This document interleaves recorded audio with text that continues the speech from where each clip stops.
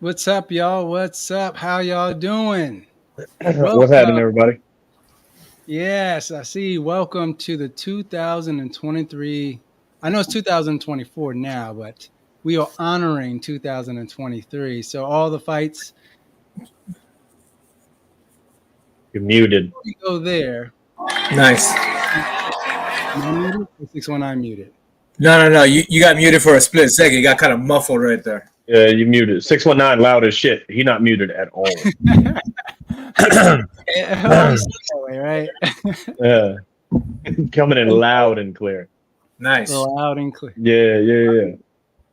And so, for those who are tuning in for the first time, we are Heart in a Fight. So, Heart in a Fight is a media company that is partnered with Street Beefs, and we do a lot of highlights of tons of the Street Beefs fighters.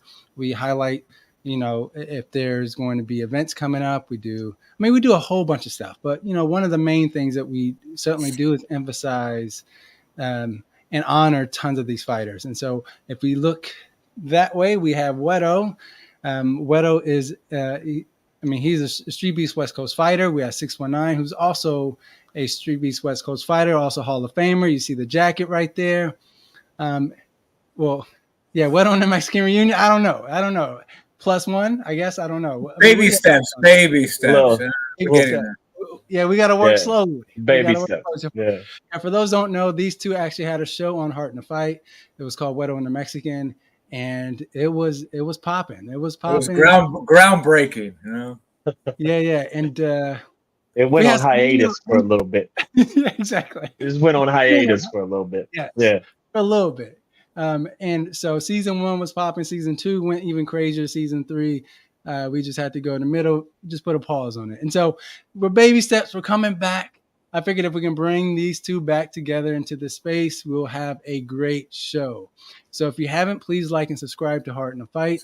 And if you want your comment on the screen, so for those who are tuning in from the Street Beast West Coast channel, YouTube channel, and if you want your comment like this on the screen, you actually have to be in a Heart in a Fight YouTube channel so that we can put it on the screen. Make sure to hit that super chat as well. Donate 5, 10, 20 bucks, whatever your heart desires. You know what I mean? 50. If you balling, 50, 60, whatever you feel like. Yeah. And so, but if you just want to chill and just want to watch from afar, stay where you're at. And so I'm glad that we are here and that we get to honor fighters. And so let me actually we have a producer in the background, and he goes by the name of Lil Diesel.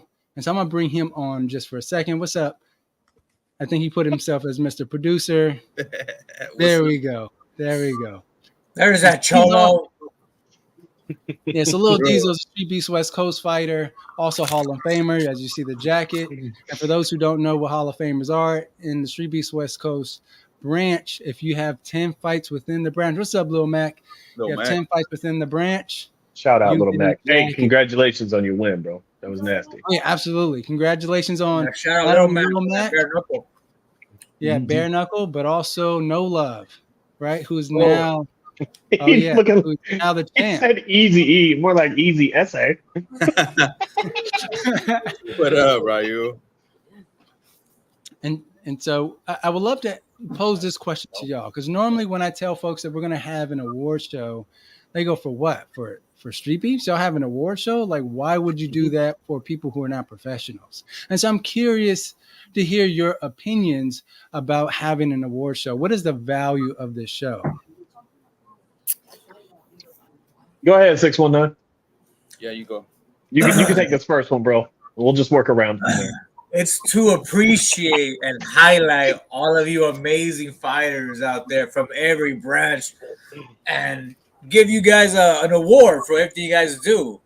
You know what I mean? From Fighter of the Year, we got the biggest heart award. We got knockout, which my vote should go for my boy right here, my essay homie, chugging the chalai. You know what I mean? For all you shit stains out there, you saw that knockout.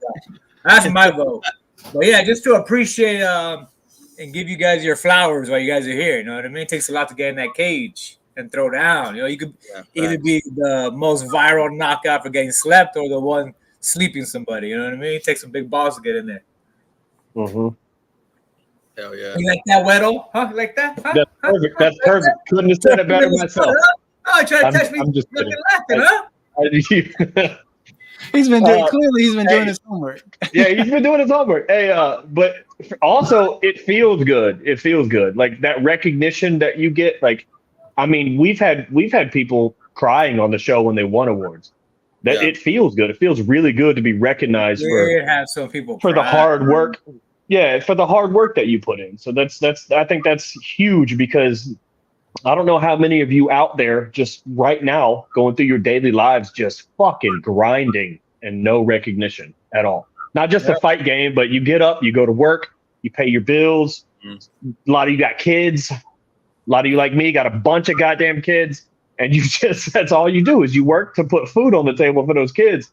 And sometimes it feels like you don't get recognition. So it's really nice to get the recognition when you do something like this for something most people don't think that we would give recognition for it, you know? Because like Daniel said, it's like Street Beefs, really? We do an award show?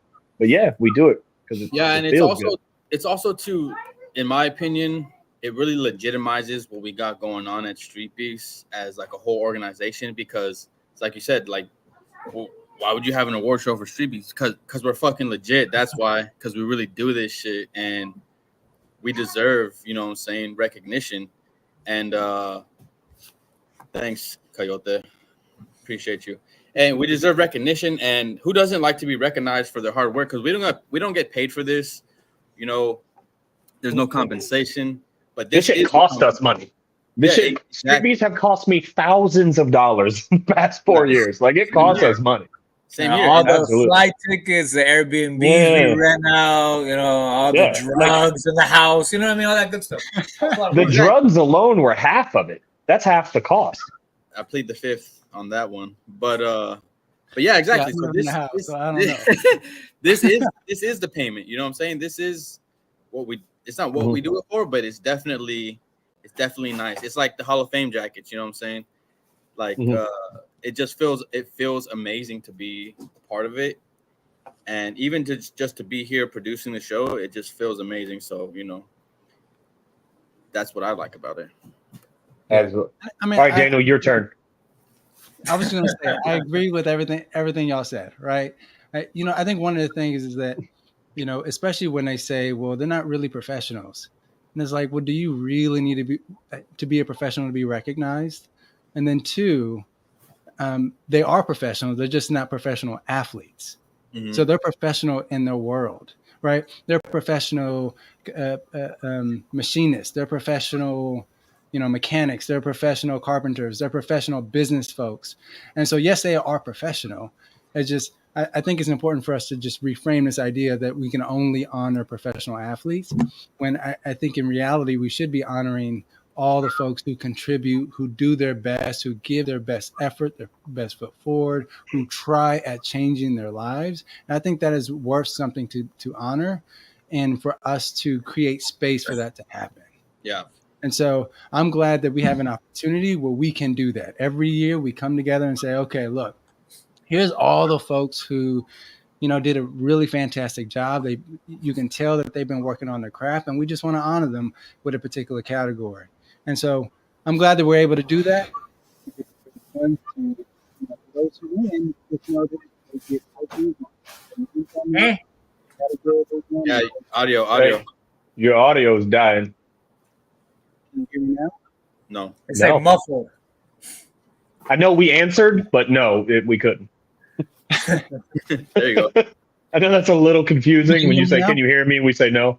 It's a little better, yeah. Okay. I wonder what's going on. Okay, cool. Well, if it continues, then I would just change. I would change, right? And so I just have to adapt. Like y'all have to adapt in that cage, and so I'll just do that. So, with that, That's a fair analogy. It's a fair analogy. Perhaps you should invest in one of these high-end mics right here. You heard? You should. Yeah, I can send you one if you need. You know what's funny about that is I actually sent it to 619. So that microphone he got, I sent it to him. So it's all Very good. nice. Very nice, Daniel. Very nice. So yes, there is investments involved. It's just for some reason mine is given out. All right, cool. So with that, I appreciate your perspective on this, Diesel. And we want to actually let me just talk a little bit about like how do we get to winners in the first place? Like how do we determine winners? So in the past, we've done a number of things. In the past, we've had we go through and identify all the different folks, and we bring in a committee of judges. And so we go around all the different branches and we say, hey, do you want to be a judge for this award show? And they have a long list of fights and fighters that they have to choose from. And in the past, we did like a small group. Then we did a much larger group. And then we did a public one where it's like, hey, we're just going to have it open and have everyone vote. And I think every single one has certain challenges. The last one we did where literally like we just opened it up to the public was that those who had the biggest fan support got all the nominations. And so that became clear that there was some things that we had to correct on our end. Yes. It's things that we had literally, it was like the top few names kept showing up in every single category, even when they were not nominated for that category.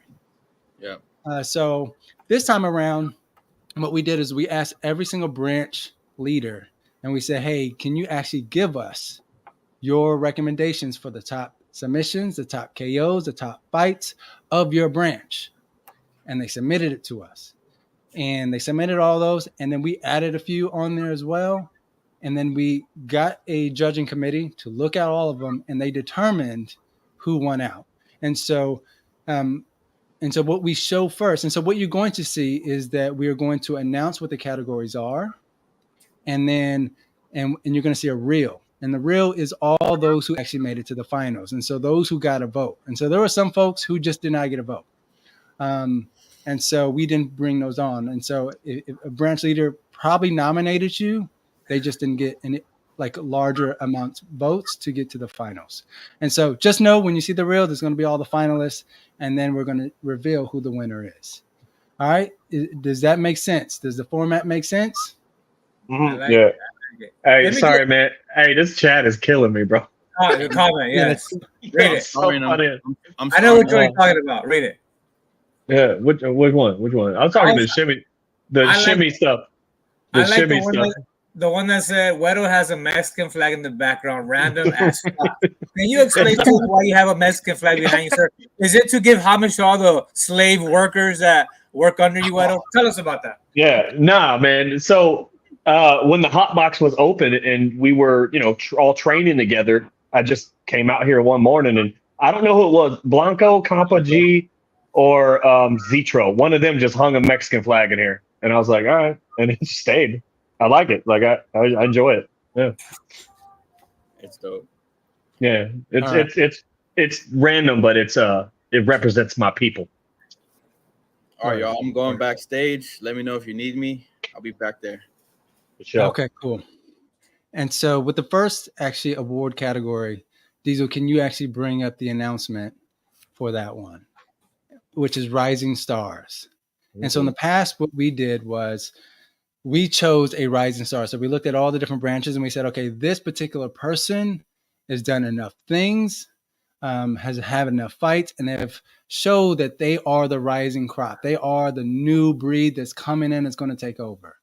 However, when you have as many branches as we do and the growing, stable fighters, it makes it hard to make that decision. And so what we did was we asked all the branch leaders to actually determine that for themselves. And so our first one is actually going to come out of the OG yard. And so we're going to announce, yes, who the first rising star coming out of the OG branch. In the past was Money Mel and Manu the Great. But this year, OG branch rising star is Samoan Beast. Samoan Beast, congratulations, my man. Yeah. Congratulations. If you have not seen Samoan Beast fight, do yourself a favor. This man is... I was just watching his fights before the show. Great. He's just phenomenal to watch. Yeah. Striking on the ground, everything is just super clean. Yeah. Congratulations, man. How do you feel? God.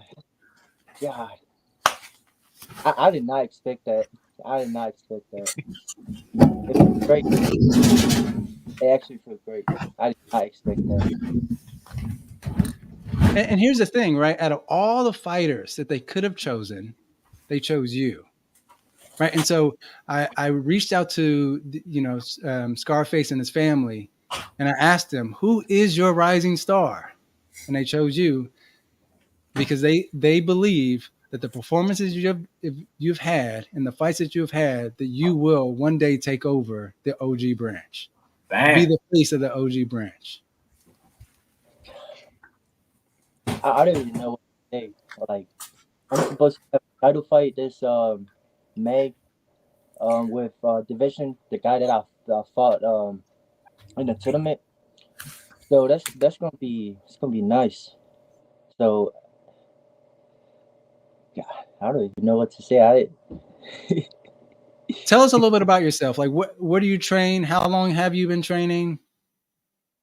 I've been training for 13 months and I stopped for almost a year of you know I got graduate school and things like that. But I got back like 2 weeks ago, and man, it's great to be back in training. It's great. It's my mentality is back, full potential. Um, I'll take that title between me and Division. Shout out to Division though. Yeah, he put a great fight. Good question here. Are you actually Samoan? Yeah, bro. Coyote Yeah, got a point, man. I've never seen a Samoan under 275, bro. For real. it's Samoan. I raced there for 14 years, and I came here five years ago. You're only 14? That makes sense. No. That's why. No. Oh, okay. No.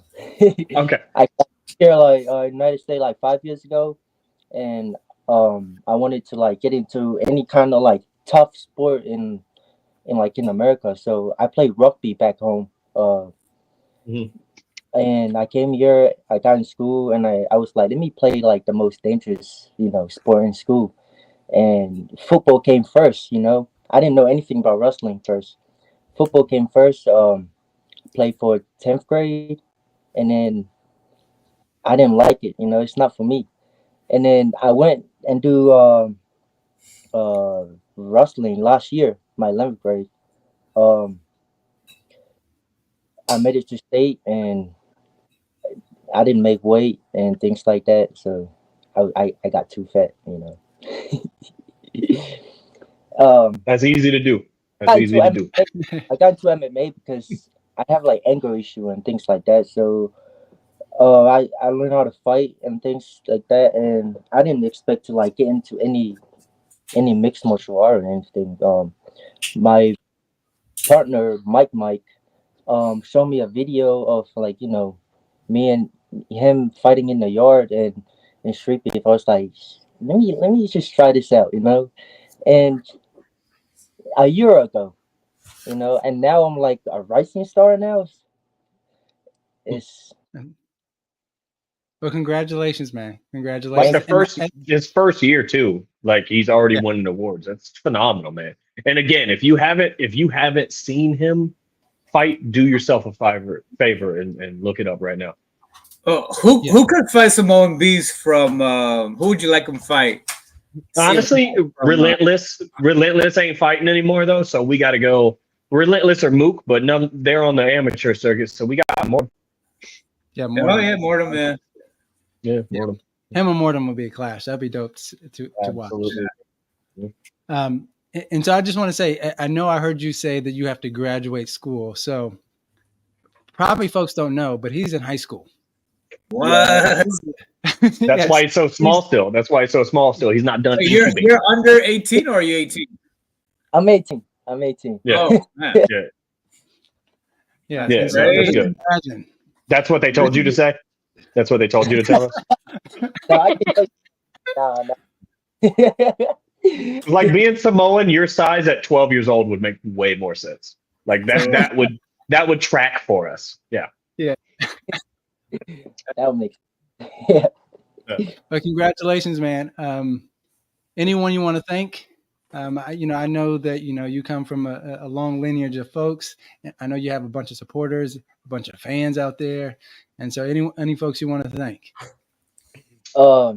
Man, this whole path was about God, and God put me through. God gave me like people like to support me and things like that, and I thank God for like everything He's done for me, and yeah. Nice. Well, congrats again, man. And you heard it here. Samoan Beast is the rising star out of the OG branch. Congratulations, bro. Thank you, brother. I could see him being the next Baby Hulk, bro. Like I think that's what they mean. Yeah, he's next Baby Hulk. Yep. He's crazy though, but I'm not that crazy. Thank you. Cheers. Yeah. Baby Hulk's an animal. Yeah, he is. My man. Well, congratulations again, man. Looking Thank forward you, to seeing brother. more fights from me. Thank All you, right. brother. Yeah, absolutely. All right, later. There we have it. Man, he's a beast. 18 years old, still in high school. Crazy. The 18 fighting. He's probably a hood star in his school. You know what I mean? Like walking around school, like, yo, he just like he's on Streetbeefs. Yeah. He had anybody at the school, you know? Just falling in it. Yeah. For sure. Absolutely, bro. It's like when you hit the game-winning jump shot at a basketball game and it's the next day at school. But when you drive an hour to beat up a bunch of grown-ass men and then go back to high school. On Saturday, I beat up some grown-ass men. I beat up grown-ass men. Yeah, that's legit. That's crazy. Right. I'd like to see him versus Crazy Legs in some kickboxing. I would not. That doesn't sound very entertaining to me. The Crazy Legs, I think, looks bigger too. Yeah, he is. A match for sure. Down the line. And so, but Samoan Beast is more of an MMA guy, though. You know what I mean? Yeah, more of an MMA guy. Yeah. Anyways, sure. who we got next, D? All right. So the next rising star we have from the West Coast, and so we know who it is. His fight just dropped recently. The best stare down I ever seen in my life. So the rising star of the West Coast branch is Mortem. Yeah, Mortem. Hey. Can we play his latest fight that didn't last long? No, we cannot. No. Oh fuck. What up? Hey, what's up? Oh, all the homies are in this bitch. Nice. Yeah. Hey. We had to show out. We had to show up for Mortem. What's everybody drinking? What's everybody drinking over here? Check it out. Water. Celsius Sprite Zero. Water. Damn. Champion. Well, congratulations, Mortem. How do you feel about that? I'm kind of shocked. I didn't expect to be one of the first, be up first in the show, but to be a rising star too. I didn't expect that. Damn. I appreciate that a lot. That's crazy. All right, and so Alex, Martin, and Free Smoke, why is he considered the rising star out of the West Coast? Hey, so real quick, I don't think it was even like a challenge for this one or a hard pick or anything like that. I think Mortem was the easiest pick for an award, man. Rising star for sure. And I don't know anybody that got two Hall of Famers to start off, his Street Beefs West Coast, career, So he got two Hall of Famers right off the bat, Battleborn and OG Darkness. And he's just put on entertaining fights every time. His tenacity, like his entertaining fights, the intensity he brings in there, and the dedication he has to this. Man, he's gonna do, he's gonna have an awesome Street Beefs West Coast career, and he's gonna be awesome career after that. So, yeah, congrats to Mortem. Thank you. Yeah, congratulations, bro. And you owe us $1 for every F-bomb you drop because we got to edit that shit out. Yo, that's gonna pay for everything. It'd pay for everybody's next trips to the OG yard, bro. Everybody got called a mother effer in that fight. I love Yeah, bro, the whole time. I'm sorry. Battleborn's a mother effer. Wade's a mother effer. Fuck this branch. Give me Battleborn. I know. I love it. Yeah, no, it was I dope. got excited. Yeah, And so is part of the Mortem Battleborn versus package. Mortem? Is Yeah. Battleborn versus Mortem? Is that on the horizon? I'm hearing whispers. I'm hearing it's confirmed. I'm hearing it's not. What is it? Whispers, huh? Whispers. What is it? What is it, Isaac? I don't know. Free Isaac, Smoke, unmute, homie. man. Unmute. Let us know. Talk to the people, Free Smoke. I don't know, man. All right. ready. Appreciate you All of clearing a that up, sudden. fam. All of a Battleborn in the sudden, chat. Battleborn. Free smoke. That's in March. There ain't no whispers. Oh, There we okay. go. okay. I retired, man. I retired. Mortem, are you coming out here in March to You Mesa? know it. I have to. Okay, so it looks like that match is happening in March. That's Fuck the yeah. fight. I Awesome. can't Fuck tear yeah. down. That's That's tight. dope. Okay, I guess that is that. So, Free Smoke, why is Mortem a rising star out of the West Coast branch? Shit, I would just say it's dude takes like every single fight, you know what I'm saying? He's down. You know what I'm saying, for whatever fight it is. Fucking he don't care if it's MMA, you know, Muay Thai, kickboxing, whatever it is. It doesn't matter who it is. Doesn't really matter the weight. And that's just like that's you know what I'm saying. Not a lot of people are down like that. You know what I'm saying. So I just think that right there in itself kind of just gives him that edge. You know what I'm saying. He's just a down ass dude, bro. And he's a dog, bro, and he's young too. So you know he's gonna be hella good just coming up. So that's awesome to see. It's the energy for me. Like it's the energy that he brings. Like 619 was talking about earlier. That stare down. Like Yeah. if you don't, No, that's stare down. no offense, Marauder. But if you don't know Marauder, he looks like a mean motherfucker standing there against Mortem. He really does. Like you're just like, God damn. And then it's over. And you're like, what the fuck just happened? Yeah, man, that You was know so what I mean? crazy. It was vicious, bro. And You just gotta the get it energy together. he brings You gotta get to it together. everything he does. You know? Like you can just feel the energy. Like when he walked up, like I'm doing matches. He just rolls up with all this energy, man. It's really cool to watch. Yeah. Yeah, and there's something about having that like level of confidence too. It's kind of just like it's like a plus stat or some shit. Like it's crazy. Like on all stats, just having that type of confidence. I wish the fight lived up to the stare down. You know what I mean? Fuck, man, I'm saying, bro. That's why I made this shit. I thought it was going to, man. Stare But down was hard. shout out to Marauder though for taking it, bro. That's what's up, you know. Absolutely. I think Battleborn versus Mortem will live up to it. Like I think this next one's gonna be some gangsta shit. For Well, real. the first one was too, so it's like It was, but I think the second one's gonna be like I think Mortem's a little hungrier because that wasn't his first fight with us. In that first fight, he ain't slow me down. What makes you think he's gonna slow me down in the second one? I will only say this. I fuck with that energy though. But yeah, absolutely. I Battleborn been training, bro, for real. Like for real. So that's why I'm just saying, like, you know what I'm saying? Like he's really working. I feel like you're really working too. So but I'm just saying like Battleborn's been on his shit too. So it's gonna be some Like good both shit. fighters have gotten better for sure. Yeah. Oh, yeah. So Hey, you know what? Mortem, Battleborn, we're gonna do a face off. We're gonna go live and do a face off on this one. Absolutely. we need Knight Rider to bring the fucking belt back though. He fucking snuck off with it, bro. Just snuck off with it. Didn't even say shit. I was like, come on, man. You're never getting that belt back. No, don't you gotta pay for your belt? Don't you gotta buy your belt? He sold that shit to the cartel. Look at that. Come on. All right. Bushido, why is Mortem the rising star of the West Coast? Man,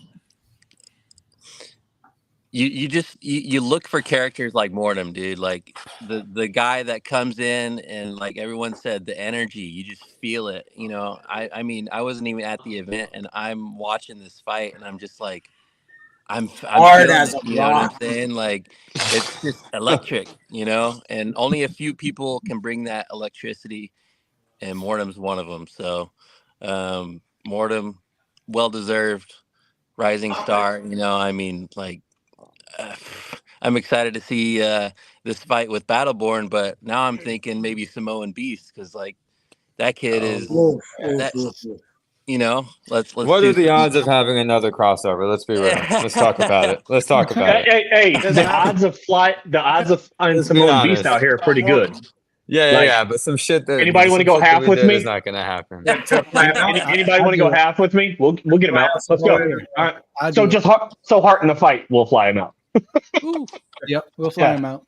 One way. Yeah. We'll fly him in, and then we'll set him back on a fucking Greyhound. Huh? I got the Greyhound. That's that West Coast. That's that West Coast hospitality right there. Oh shit! Hey, Not the again, Greyhound. real quick, again, congrats to Mortem, and hey, just a personal thanks for Daniel, Wedo, 619, Smoke, Bushido. Hey, thank you guys, man. You guys really do keep this thing going, and all this stuff that you guys do for the fighters. I appreciate it. I know they appreciate it. Thank you. Mortem, any words to your fans and your supporters? Like I said, I didn't really expect this to be a rising star, but I appreciate everything. You know, I went through a lot coming in. This is like my first year too being Streetbeefs, and luckily I was able to come in here and get a rising star award. I just want to give a shout out to my team too, Team Mortem. You know, you guys have been helping me out since the very start, since Battleborn to the very last fight.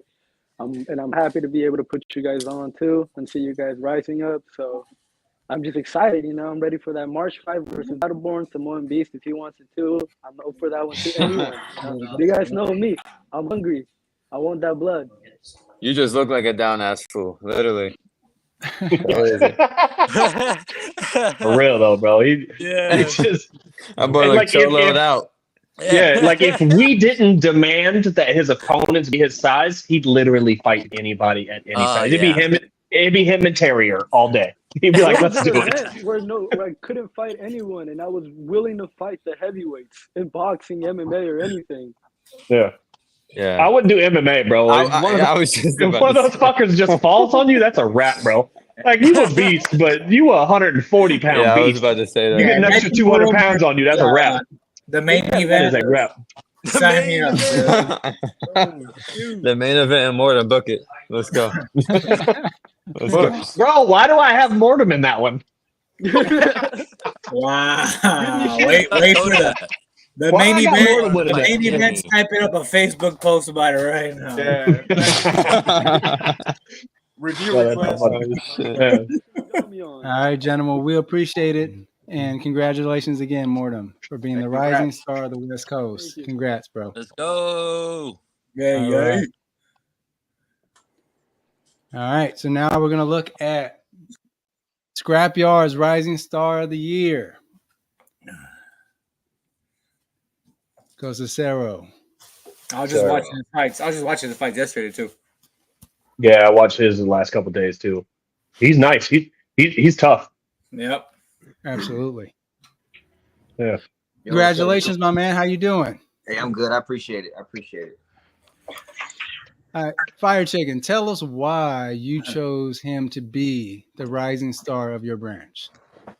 Well, so the amount of progress that Sarah's made throughout the 2023 year was crazy. I went all the way back to the beginning of our fights back in January. I looked up what fight he had, and he fought Short Temper.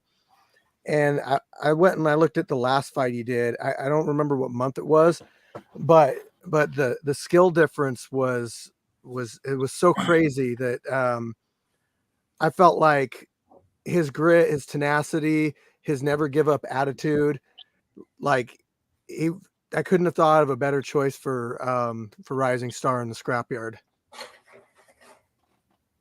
Yeah, that means a lot coming straight from you, Fire Chicken. I appreciate that for real. You also managed to capture the 185-pound title, MMA. I would have gotten more if I was there a little longer, but I had to leave. Yeah, man. I mean, I think that says a lot. I mean, you all have tons of talent and tons of fighters that continue to show up at your branch. And so for even Fire Chicken to nominate you. Like literally, he told me it's simple. It was like, all right. As soon as I sent him the categories, he quickly chose you. So it was clear to me that you have made a statement in the yard and that you have demonstrated that your light shines bright in that branch. And especially if we watch you fight, like you are talking, like you are not only an exciting fight, but you are talking to your opponent as you're fighting him. Yeah, I love that shit. Yeah. That's always fun to watch, no matter who's doing it. It's always fun to watch. To the fans, it comes off the wrong way because my mentality is I'm in there, we're fighting, we're opponents. You're my enemy, so I'm gonna get in your head. It's warfare, right? I'm gonna say whatever I have to say, but afterwards and before, it's all love. Like you can ask Fire Chicken, anybody that's been in the yard. I'm friendly with everybody. I'm cool with everybody, but once that cage door closes, it's a different thing. I've made the mistake once before to befriend one of my opponents, and I held back a little bit, so I don't do that no more. But obviously, it's all love. Whether you're my opponent, afterwards, we'll go have a beer together. So one thing I've noticed about the West Coast, including our branch and Scrapyard, is that we retain a lot of fighters. We retain a lot of the same fighters. The East Coast and Dirty South has kind of a more of a revolving door. So being chosen for a rising star, you're being pulled out of a much larger group than some of the other branches are, and that's impressive. That's impressive. Yeah, I've noticed that. Like a lot, I feel like the West Coast, just the entire West Coast, like you guys and Scrapyard are probably have the best fighters overall. Especially Cali's in Las Vegas is a huge pool of MMA. So I mean, have a lot of talent out there. And I feel like, no offense to any other branch, but I'm just going to be honest, other branches just kind of have guys coming off the street trying to test their luck. We feel the same way. Yeah, we just don't say it out loud. You said the quiet part out loud, Sarah. We all know the West Coast has a lot more actual trained fighters than the other branch. Like West Coast, including Scrapyard. Yeah, I mean, Vegas is the MMA hub. Like, exactly. I would think of the world right now. You know what I mean? So I can't imagine the fighters on the West Coast aren't better trained than the ones on the East Coast. I think the West Coast branch, along with Scrapyard, has the best characters as well. You know what I mean? Like the fighters that people come back. Because I've been watching nothing but Scrapyard fights like the past month, man. I just heard what's homeboy thing? Pappas. Oh yeah, Pappas. Is it Pappas or Pappas? Fucking Pappas. I saw everyone in his fights. Mighty Mouse. And Sarah's and Little Mac, we're not talking about you. Little Mac is an exception. That motherfucker's nice. Nice. Well, I was watching Sarah's fight with who's the dude you fought where like you guys told each other like you're like a bitch. That was cool. Yeah, that was a good fight. I don't think he ever came back. That was a good fight. That was a real good fight. Yeah. Like, last couple months, he does want to come back. So he just doesn't want to fight Sarah again. Yeah, right. Yeah. The thing with me is you know what? I think it's funny because I don't when I'm fighting, I don't throw 100%. So he might really think I hit like a bitch, but I'm more of a pressure. Like I'd rather just keep pressuring you, just tap you, and when I get you on the cage, then I'm gonna actually sit on my punches. So maybe he really did think I hit like that, but it doesn't matter. That's my style. I have my cardio is my weapon and my chin, so I'm just gonna keep putting the pressure on you.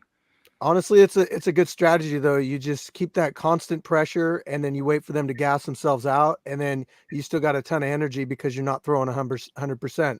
So exactly, It's been working for me. Well, do you have a message for all your fans and supporters, and also tell us what's next? Because I saw some pictures of you in an Emmy circuit, so I don't know if the transition is happening, but I'd love to hear about it. Yeah, so just so everyone knows, I would love to have stayed, and if I was still in over by the Scrapyard, I would have kept competing. It's a great opportunity to get your feet wet, to really see what it's like in the cage. A lot of people think it's like, oh, I can fight because I've had a couple of street fights. But once you get inside the cage, it is night and day different. And I thank you, Steve, for giving me the opportunity to really get that opportunity to train and to really see what it's like in a real fight. Like that's the first time that I've actually been rocked and had to fight through adversity is at the Scrapyard. So you guys don't realize what you're doing for all these fighters. Like a lot of guys maybe think that they want to fight and they don't know what it's really like. And once they step in there, like, you know what, this isn't for me, or vice versa. Hey, this is really for me. I'm going to keep going. So for me, I had to leave. I'm in the military, so I left. Bruh. Are you really retiring after getting the Rising Star Award right now? Hold on. It's not by choice. That's like the first time that's ever happened ever. Retire on top, walk away like Yeah. Steve and GSP. You know what I mean? Steve is fully aware of the situation. I would have had 3 or 4 more fights that year if it wasn't for me having. Where did you move to? I'm in North Carolina. Okay. North Carolina. I was actually wanting to go to their OG branch and start going there, but once I put the address, I'm like 8 hours away, so it's not as easy. That is nothing, bro. Nothing. I was okay. In comparison, Nothing. I was an hour away from the scrapyard, so I was there every event almost. I was an hour away from the scrapyard, so 8 hours plus I have kids that I haven't that live in over here, so I'm trying to spend time with them. Yeah, But, I feel that. The goal is now I'm starting to train again, and I did have 1 amateur fight before I left the West Coast. So my goal is to start. I'm finding a new team, and I'm going to start up the AMI fights again pretty soon. Yankee and Britt, appreciate you. What do you think the chances are competing in Street Beefs again?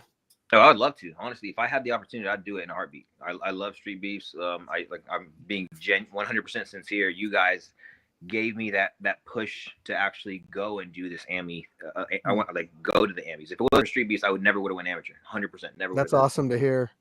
And yes, I did know about you, obviously moving to the East Coast, and I didn't want that to affect my my decision on who is the rising star, because I went over what you'd accomplished while you were here from 2023, and that's what I went with. So despite you being over there, you still 100% deserve it. So congratulations, man. And I will always, sing your praises and shout out to the Scrapyard anytime I'm anywhere. A lot of people don't really mess with Street Beefs as a whole. So me coming and having a decent level of skill, a little bit of respect at the gyms that I go to, I always say, hey, Street Beefs is definitely a good place to go and get your feet wet and kind of see what the fight world's really like. Well, I think in general, Street Beefs is always gaining more and more legitimacy, especially when you see guys like Little Mac, or Hostility, or these people that come through and then they get pro contracts and they move on to bigger and better things. It shows that we're a good stepping stone and we help people get to where they need to go. Oh yeah, for sure. I mean, DTP, No Love, Yep. the slap. Wait, the great Shimigani. You know what I mean? Let's not forget Shimigani. No, he has a pro offer right now. Okay, but he'll get it. He'll get it soon. He's on it. He's on the way. They need some tomato cans in the pros, I guess. Oh. Okay, yeah. Before we go too far, so any last messages you have? Jimmy, you're in the chat. You heard that? You fuck. Yeah. Cyril called you a tomato can. Hey, he already knows. I've called him out. I told him I'll give him the 100-pound advantage against me, and he said he doesn't want to fight me. So it is what it is. But like I said, I appreciate every one of y'all. I believe it. So West Coast, right? Day one, y'all have never talked shit on me or anything, and I always appreciate the love from the West Coast. I've had guys from the West Coast after my first few fights call me out in a friendly, respectful way, and I appreciate it. I don't know. I know some fighters have some beef with some of you guys down there, and I have never had that experience with anybody from the West Coast. Everyone has shown me nothing but love. I appreciate every single one of y'all. Steve, thank you so much for giving me the opportunity, and thank you for voting for me as a rising star. I appreciate that. Hey, you're welcome, big homie. All right, my man. Congratulations. Hey, thanks, Ryu Sinin. Big dog. Oh, bringing that big black dick energy. Yeah. But hell yeah. Okay. All right. So let's Bro, this motherfucker proved a point with $10, which should have got. That's why he pulled out $10 from Apple Pay. Bro, he just on Shimigani. You gotta love it, dude. And that's nothing, bro. That's barely a burrito at Chipotle. Shimigani. People pay money just so you could highlight and see that they hate you. They pay money to talk shit to him. That's so good. You gotta love it, dude. Yeah, that's all right. Next category. Yeah. We never gonna get through this shit. I wasn't done there, but all right. Some other year. Submission of the year. Here's the real.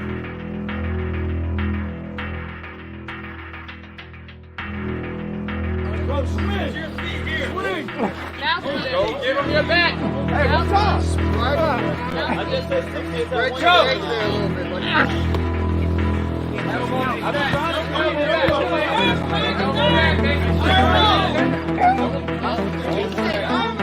That's it, that's it.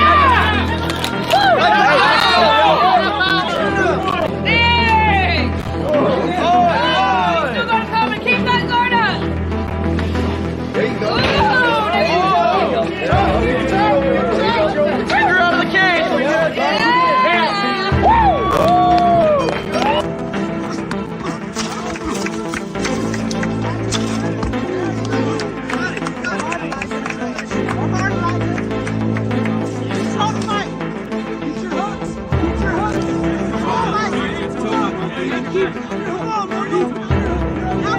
Check their neck.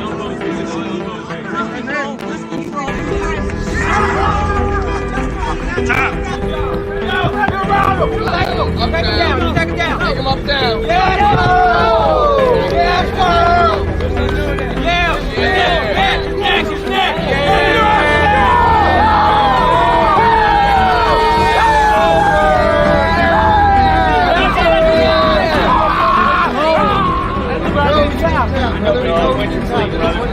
Take that jab in his head. Take it over here. Make him reach. In the body. In the body. Your hand is free. Yes, sir. That's it.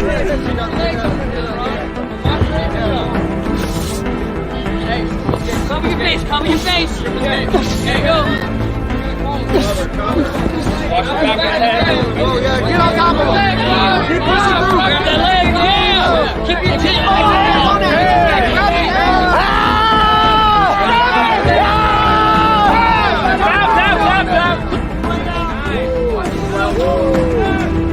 12 to 6.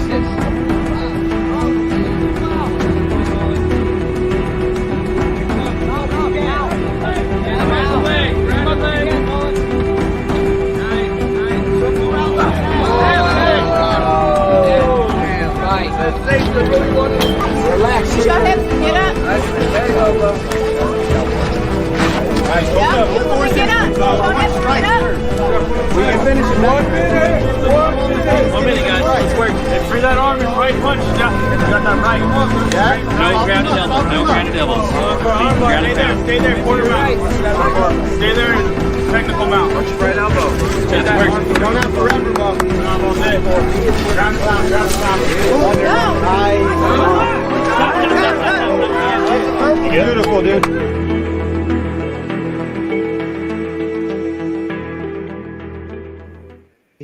That's such a hard decision to make. There was like 3 of those subs that were just disgusting to watch because you There's could just so many you could options. see him work through the forms, work through the transition, and just snatch that. I personally like the Scrapyard one because like I don't think I've ever seen somebody get choked out like standing up like that. Like almost getting choked out like standing up. He just taps the cage. That was fun to watch. I'm not gonna lie. Mm-hmm. Yeah. Yeah, it was definitely difficult, but one of the things when I was putting together the video was I want to show the setup because I think the setup is important, and I think that's how you most folks when they were voting they were looking at the setup.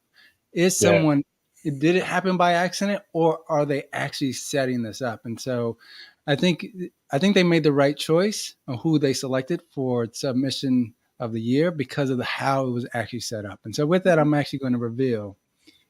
This year's sub of the year goes to. Oof. Yeah, those are past legends. And someone's about to join them. Sensation. Oh, yeah. That's perfect. My boy was due. Yeah. Hella due. Absolutely. Sensation, how you feel? Pretty good. Happy. Wait, Sensation, how did it feel after getting completely snubbed last year? So nominated for like 10 awards, given 0. Daniel gave you some candy ass charity award and said, you know what? I got some extra CBD oils. We'll send you that, mijo. You know what I mean? But how does it feel to get actually win it this year? You know what I mean? I mean, it's pretty cool. I think I had a better fight catalog last year because I fought so much, but yeah, I'm just happy that I had a performance that was just nominated because I think I've only fought 4 times this year. So honestly, this year I was just grateful to be in the conversation. So for this sub, it looks like you go for the triangle, you realize you're not going to get it, and then you snatch the armbar real quick. Yeah, that was nice. Is that what happened? That was so nice. crisp, bro. So clean. I like the elbows on his head and shit. Yeah. Yeah. So, Even though you hear Wolverine go 12-6. Yeah, it wasn't. Yeah. It wasn't You mean 12-6? But yeah, my opponent was a really good wrestler. So when you're trying to set up triangles like that, and he's got the top pressure, you know, it makes it really hard to get the squeeze on it. So I was trying to elbow the shit out of him, so he would, you know, back up and give me some space to really lock it in. But I was like, you know what, if he's gonna pressure into me, if I just invert, I'll be able to take the arm. And then I used the cage to push off so I could get it real deep. And yeah, it was a wrap. Yeah, did you know the cage was right there? Yeah, I was pretty aware of like everything in that fight. It was weird. Like, you know, I'm sure you guys know some fights you go in there and you're on another level. You're aware of every little thing. And I think that was one of my best performances as a whole. You know, I dropped him like 3 seconds in, and then I never really panicked. I was surprised he ate it, and we had to go for a submission because I was trying to get the knockout. But yeah, I knew where I was in the cage, and I knew that once I got that angle, it was over. Well, That's congrats, dope. man. Thank Yeah, you. man, well done. Very well done. Shenny. Any message for your fans and supporters? And Shenny. Don't forget to say something about Shenny. Don't forget your number 1 fan, Shimigani. Yeah, That's your boy. Shimmy. I don't even want to get started on Shimmy. I'll start saying something bad. We'll be here all night. We can start on Shimmy, you know. I know. If Sensation does anyway. No, I just appreciate all my fans. I appreciate the love and the support because, you know, it just makes it that much more worth it to go out and do what I do. And, you know, I thank God for giving me the strength and the ability to do what I do and have the performances that I have because, you know, those days where I go in there and I'm just on fire and I feel like I can't miss with whatever I'm doing, you know, there's something greater helping me out. So thank you to my family for always supporting me, even though I know fighting stresses them out. And yeah, just all the people at the gym, Fitness Edge MMA in Myrtle Beach has really stepped up my game. Well, congrats again, man. Yeah, congratulations, man. It's well deserved. Sensation. You're clearly skill-wise on a different level than these Streetbeefs guys. When are you gonna go pro finally? You know what I mean? So about a year or two ago, I set the idea in my head that I wanted to go. Awesome. My radio's on. I'm at work. I wanted to go pro by 25. I'm 22 right now, but I think I'm ahead of schedule as far as like what I wanted to do. So I'm fighting for an amateur title March 30th. And after that, I want to try to be a champ. So, I mean, if I clear out 2 divisions on the amateur level, it might be time to just make the jump, you know? Yeah. Yeah, absolutely. Definitely. Absolutely. Yeah. Well, congratulations, my man. Well done. Thank you, guys. Yeah. All right, brother. Take care now. Appreciate your time. There we have it. I'm glad Sensation won that, man. He was hella, dude. We did him dirty this year. We didn't do him dirty. We didn't do him dirty. You just didn't fucking win. Sometimes you just don't win. It is what it is. Yeah, I mean, granted, yes, he was nominated for almost every single category last year. He really was Like nominated everything. We interviewed him every category just to be like, yeah, you didn't win again. Sorry, Yep. I think that's why we're not interviewing all the nominees again this year because it just makes everybody sad. Yeah. No, it does. It does for sure. Yeah. And so with the next category, we're planning something a little special, but let me actually show. Yes. So we're going to do, go ahead, Diesel, my fault. Ooh. So that's KO of the year. KO of the year. I'm hard as a rock for this one. There's tons of great KOs that came out of every single branch, and it was really difficult for folks to really decide and determine which one it was. I'm just going to play the reel for folks to see the kind of KOs that we had. Some of these are nasty. This reel is gonna be viral. Get ready. Get your popcorn, people.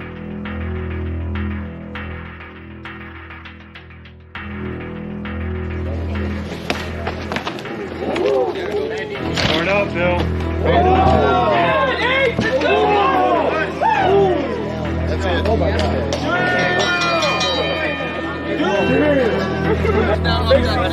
I see some work or I'm gonna stand it up. Push down off his face. Push his head down.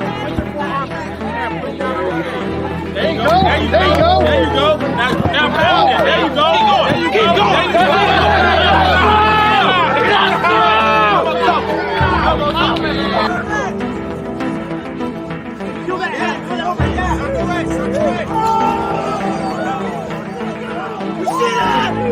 You see that? That's the dude who been in heaven, baby. So if you want to test your luck, step up to shit stain. 10 seconds. Let's go. 5, 4, 3, 2, 1.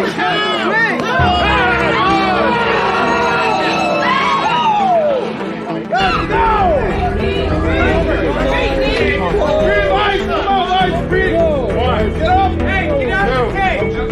3, 4. That's it. That's the fight. That's the fight.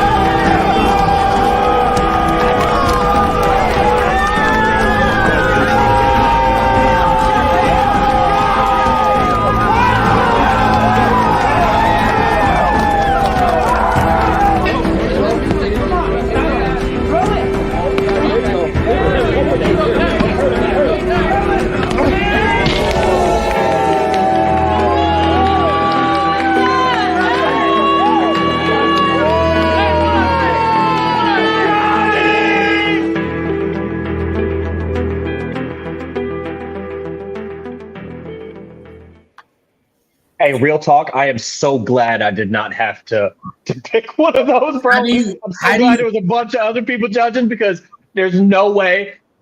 Like, the Scrapyard had some vicious KOs, bro. When you squat down, you look a motherfucker in the eye, and then you punch him one more time and KO him. That's disgusting, bro. That looked like dirty. It looked dirty, but it was fair game. That was so brutal. Absolutely. The ref didn't stop it. It was so good. It was and that walk off head kick KO. Yeah. We just I may sound biased, but personally, Diesel's, even though he's right here, but Diesel's KO is epic because while there's a dead body, there's a corpse in the background. Weddle's trying to revive him. Bro, I thought he was dead, bro. While Weddle's trying to revive this dead corpse, here comes Diesel with the shit stain, line of the year. Like, that's amazing. It's amazing stuff to see Weddle like, hey, yeah. Let's address this real quick. Shenny, there's just too many to choose from, bro. So we couldn't put that one up there. That's true. That was a good one, but it wasn't like that. Yeah. Like, it's too many to choose from, man. But hey, you get slept plenty of times. I mean, we could do a whole show about that. We could do a reel just of Shenny getting slept. Yeah. But kind of I just want to say this. Jimmy's right? best naps. You know what I mean? So Diesel's on here, and Diesel actually does not know who won this category. And I did that on purpose. I did not reveal it to him. Although he knew that he was in the running, Yeah. he did not know if he wins this or not. And so I just want to just get your reflections before we actually show the winner. And so when you look at all the different KOs, how do you stack those against yours? I mean, there was a couple KOs in there where dudes were asleep. And I think as far as like as mine versus theirs goes, like those were cool, you know. Bro, like I was the ref for that one. Like it was 4 to 5 minutes before Soldier of God woke up. Dead serious. Like it was minutes. And Yeah, I like- propped him up and I'm talking to him. And he literally, his first words, I swear to you, his first words were, "Did I win?" I just started laughing. I was like, no, you didn't.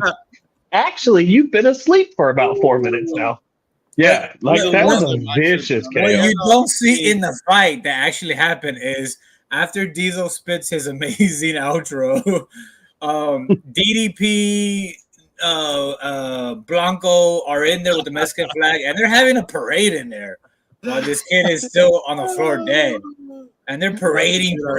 We did that shit. He's dead. I killed him. No, it was this can't make the final cut. So what you can see is if I didn't know these guys, it'd be mad disrespectful. Yeah, like I think what makes my KO like my favorite out of all is because as soon as I hit him, he was out. You know what I'm saying? And like there was a couple that were like that, but they just didn't seem like as hype as me. Like I was just so fucking hype, and I was just on another level of like I changed my name to Evil Diesel here because like before that fight, I just decided to tap into my demons, you know what I'm saying, and just like let them take over and just let myself be evil for a little bit. And so the outro that you saw was just an extension of that. I was just basking in my body, you know what I'm saying? Hey, Daniel, can you do us a favor? Do you want to walk everybody through just really, really quick how we get? Because a lot of people in the comments are saying there's a lot better KOs. But and I just want you guys to know it's not us just choosing the KOs. The branches are helping us choose the KOs. You know what I mean? There's literally like 2 West Coast ones, maybe, or 3, and there are a lot of Scrapyard, a lot of OG yards. So it's not like we're being nice here. I It's just want to like give Scrapyard had majority. I want to give a shout to DTP for that because there's a certain point in time during that fight where I was kind of like deciding like what should I do? And then right in that exact moment, DTP started calling out directions. And then I just started listening to his directions. I was like, well, fuck it. I don't have to think about it no more. I'm just going to do what he says. And next thing you know, I landed that overhand right and he was asleep. And I kind of looked up like, what the fuck's going on? And you see me like take a look at him. And that's when I just went into the outro. But yeah, shout to DTP. That was that perfect. You put your jab out, your lead hand, like kind of like held him there to hide that right bomb behind it. It was perfect. It was like you put your lead hand out and then bang, he didn't see it coming. Then I mean it helped that the 2x4s, you know, it was like you knocked him out. Then he hit like 2 2x4s on the way down, ding ding ding ding ding. You know what I mean? That helped. No, hey, as far as the hot box is concerned, he was out before he hit the thing. Yeah, he was out for sure. So, but let me just clear up, right? Because you're right, Weddle. There are people saying there were better KOs. So here's the thing. So we did ask all the branch leaders, say, give us your top 3 or top 4 KOs of the year, and they submitted those. Yeah. And so they're we didn't choose them. Select them. So we didn't like actively choose those; they chose them. And so then we put them all together and we bring in the judges. So all we do really is coordinate all the judges to vote on all the different submissions that were given to us by the branch leaders. Right. And so there were a few KOs, like I didn't know, I wasn't aware of the fighter, but because it was submitted by a branch, I was like, oh, okay, now I know who that fighter is because of that. And so I just want folks to understand that it isn't us like selecting them and then choosing from the out. It is really the branch. the branch leaders who are seeing your fights, seeing all the fights throughout the year, and they're identifying those. Did you want to say something about that? Yeah, I'd like to add two things. One, Hitman, to your comment, Diesel and Little Mac will forever have unfinished business. Like, let's not even bullshit about it. I agree. It was a whole thing. Diesel talks a lot of shit, and Little Mac, Little Mac he doesn't. He's a chill dude. So they got in the ring, and just environmental issues led to just a kind of a lackluster fight. To be honest with you, it is what it is for their Little fight. Diesel and Little Mac bare knuckle. You know what I mean? Yeah. That's what we And then- need. You know what I mean? And then, so yeah, that's why. Like, they're always going to have unfinished business because Mac's pro now, so they will probably never match again. And secondly, punches. You're not wrong, bro. But again, talk to Alex and Tank. Talk to Alex and Tank because we got all these from them. Yeah, that was a hard ass shot though. I was the ref for that punches Q-tip fight, and the thud, it felt like I was some bass. It just hit me in the chest. I was like, ooh. Bro, I could feel that on the sidelines. That was also that one punches KO one KO of the year, right? No. Wow. No. I would have thought that was brutal. Yeah. All right. Yeah. So with that, we're actually Diesel's going to find out for the first time if he actually wins. If he does not win, then we'll bring on the person who does win. Because he's part of that category, I just want to bring him up. And he's also a producer of Hard to Fight. I thought we've been talking to the winner the whole time. Daniel, wow, I'm befuddled. No, but he was part of that category, so I just didn't want to. He said befuddled. So, and then last point I want to make before we do this, and so even if your branch leader did submit, so there were a couple like KOs that probably did not make it to the finals because of the judging. But again, most of it came from a branch leader. So with that, I'm going to add this to the stage. Oh, Showtime, man. Yeah, rest in peace, Showtime. RP Showtime, man. KO of the year goes to Lil Diesel. What's up, my man? Oh, I love those two pictures. I'm hard. Diesel, are you gonna cry? Are you gonna cry? No, I'm not gonna cry. I feel like we should show the first action version with the parading, the Mexican hat dance, the Harlem Shake, the fucking Diddy Bop. I feel like we should bless the audience with that uncut raw footage. What really happened? No. No. Man, No, absolutely not. If you want to watch, It's so disrespectful. It's so disrespectful. If you're not at, so check you don't this get out. to see that shit unless you're at the event. I was in Diesel's corner, so I was gonna run in there with them because they're with the Mexican flag. Then I realized this isn't a good look. Like the guy still No. This is not a good look. So I stood back and enjoyed the show. But Yeah. I'm glad. And on a quick side note, like, congratulations, Diesel, but shout out Soldier of God, because he was a real soldier. He took that lump and he signed. That's his second fight. He signed right back up for more fights. So shout out Soldier of God for sure. He wants the But rematch in March, he says. So that's a terrible idea. I'm not going to approve that. We're gonna go ahead and get him a few other fights before that happens again. Nobody's approving that. Yeah, because here's the thing: if that happens again, then the matchmakers look like idiots, and I'm just I don't want to do that. Yeah, I think it's important to note that he was a good 15 pounds heavier than me. So people think like, oh, it was a mismatch. I don't know. And he almost knocked me out in the second round. So he did well. He had height and reach on you. You know what I mean? So weight and height and everything on you. Yeah, go eat some more crayons, Luther Jean. My boy's in here. Luther Jean. My boy Sugar Bear's in here. What's up, Sugar Bear? Luther Jean. Jean. Wave check. If you haven't watched his fight, watch Terrifier's last fight in the branch, the West Coast branch. Yeah, him and Black Adam. Yep. Everybody comes to the West Coast branch, man. We'll fly you out. You know what I mean? And hey, just to clarify, Soldier God was 165. I just checked all my notes. So he was 10 pounds heavier than you, maybe? Look, I want to say something about this real quick. Let's go. Congrats. But come on. I had my guy's legs. Dude, your guy was literally dressed in jeans, a t-shirt.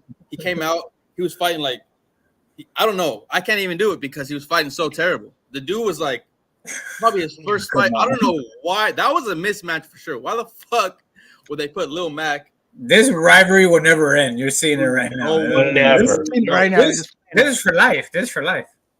Dude defense was non-existent. He didn't even land one punch on you. Hey, what does Punches weigh? Punches, what do you weigh? He's my weight. What is he? Then why don't you guys fight? Why are you guys not fighting? What's going on? March. Punches, can you get here in March? Yeah, we can fight in March. I'm down. Yeah, I'm down Punches, get here in March. Diesel's going to be here. Diesel will fight you. Yeah, that's a good fight. I was waiting Easy for him. peasy. And I was waiting for him, and Sadly, but if Sadly can't make it, they were supposed to fight. Sadly couldn't make it. Whatever. So we can run it. Me and Punches. You know what I'm saying? No hard feelings. So it's cool. Yeah, I'm down. Yeah. All right, so Bro, hey, why Terrier default pick look like he holding in a fart? Bro. He always look awkward, bro. He always look awkward. That's like his Drake photo, like the Terrier gold looks chain, a handsome lesbian. black. Yeah, I mean, I have no ill will towards Punches. March 30th. Get here, and you got that match. He's gonna be here. I don't have a match yet. Is that Punches and Diesel is absolute fireworks, man. Absolutely. Who do you got in that 619? Somebody got that? I Who do mean, you got? I mean, it's Who do you Mets, got? it's brown Who on do brown. you got? Right. Brown on brown. Who do you got? I win. You know what I mean? Handsome lesbian. He's so dumb. He's so dumb. Yeah. Put that picture up again. Put that picture up again. Before this becomes a face-off, there you go. He kind of looks like Monique with a skin fade. You know what I mean? Yeah. Diesel, who do you want to thank? Who do you want to thank? Any message to your fans, your friends, First of supporters? all, all praise to the Most High. Can't forget, because without God, none of this would be possible. I wouldn't have the mentality that I have right now. I wouldn't be so at peace all the time. Secondly, I want to thank my wife and my kids for, supporting me through my journey and taking all these fucking fights, because that takes away time from them, valuable time that I value very much. Thirdly, I want to thank my original boxing coach, Poku, for being there for me when, I couldn't afford to be in the gym. I didn't have any money, and he was there with me every day, training, setting aside his time for me. I want to thank my current boxing coach, Coach Medina from Brownsville Boxing Club. If you guys are in the 956, definitely check him out, because that's where I really, really started honing my skills. I want to thank Heart in the Fight for always giving me a platform. And real quick, he says, take off your glasses. You still got that bruise after me? No, that's for my girl. She caught me risen. You know what I'm saying? It is what it is. Bro, never say that shit in public. Little man. Let it go. I didn't want to put it out there like that, but since Lil Mac so gangster though. Lil Mac so gangster. Wait, Diesel. You can't just run by that. You know what I mean? So tell us. I'm very befuddled how this happened. So he just told you his girl beat his ass for cheating. She went through your phone while you were sleeping, and then what happened? Let's go. Look, I wake up in the middle of the night. She's like, "What the fuck is this?" And I was like, "What?" Nightmare. I was like, "Oh, you just punched the shit out of me." It didn't hurt, but I was like playing it off. I was like, "Oh." He said it didn't hurt. Now you can't be mad anymore, right? So we're good. Like we Okay. But explain why she punched you in the middle of the night while you're sleeping, please. All I know is I wake up. Because Diesel out here fucking bitches. That's why. My phone's in my face, and I'm like, "That's not me. That's not me." It wasn't me. Okay, we've Shaggy. all been there. I've literally been awoken to some girl going like this. Okay. I was like, you're trying to unlock my phone, bitch, while I'm sleeping? Wow. DTP. Like, never trust DTP. you. Tank. Talk to Tank. He's got the belt hookup. And then let me look at another couple of these. Yes, I thought you'd be bigger, to be honest with you. I thought you'd be a little taller. You're just as wide as I thought you'd be, but I thought you'd be taller. What else we got? Yeah, punches. If you can get out here, bro. If you can get out here, I will make that. It's done. Yep. And then DTP. Yes. Yeah. I agree with you. Given the entire span of the fight, that knockout had more weight to it because he was getting tuned up a little bit. However, the just the actual knockout themselves, I don't think it makes the cut. Yeah, it's hard. But you guys, knockout was crazy, especially the guys that who is E7? The snowman, you know what I mean? Like a couple guys doing the snowman, like stiff, like yeah, it's crazy. I mean, that's a tough category, but you know what else is a tough category? Fight of the year. Oof. Oh shit! Bring them.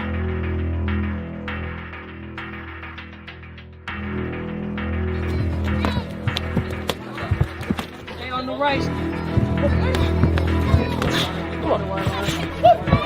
Lower it up today. Don't drop your hand. Don't drop your hand. Hey. 8, 7.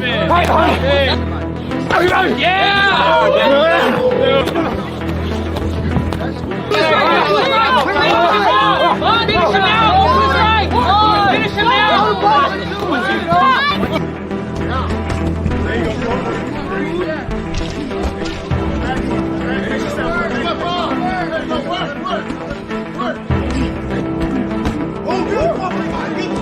Good shot.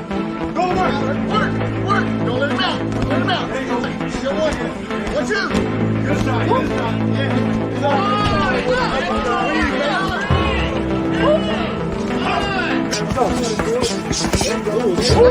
There you go.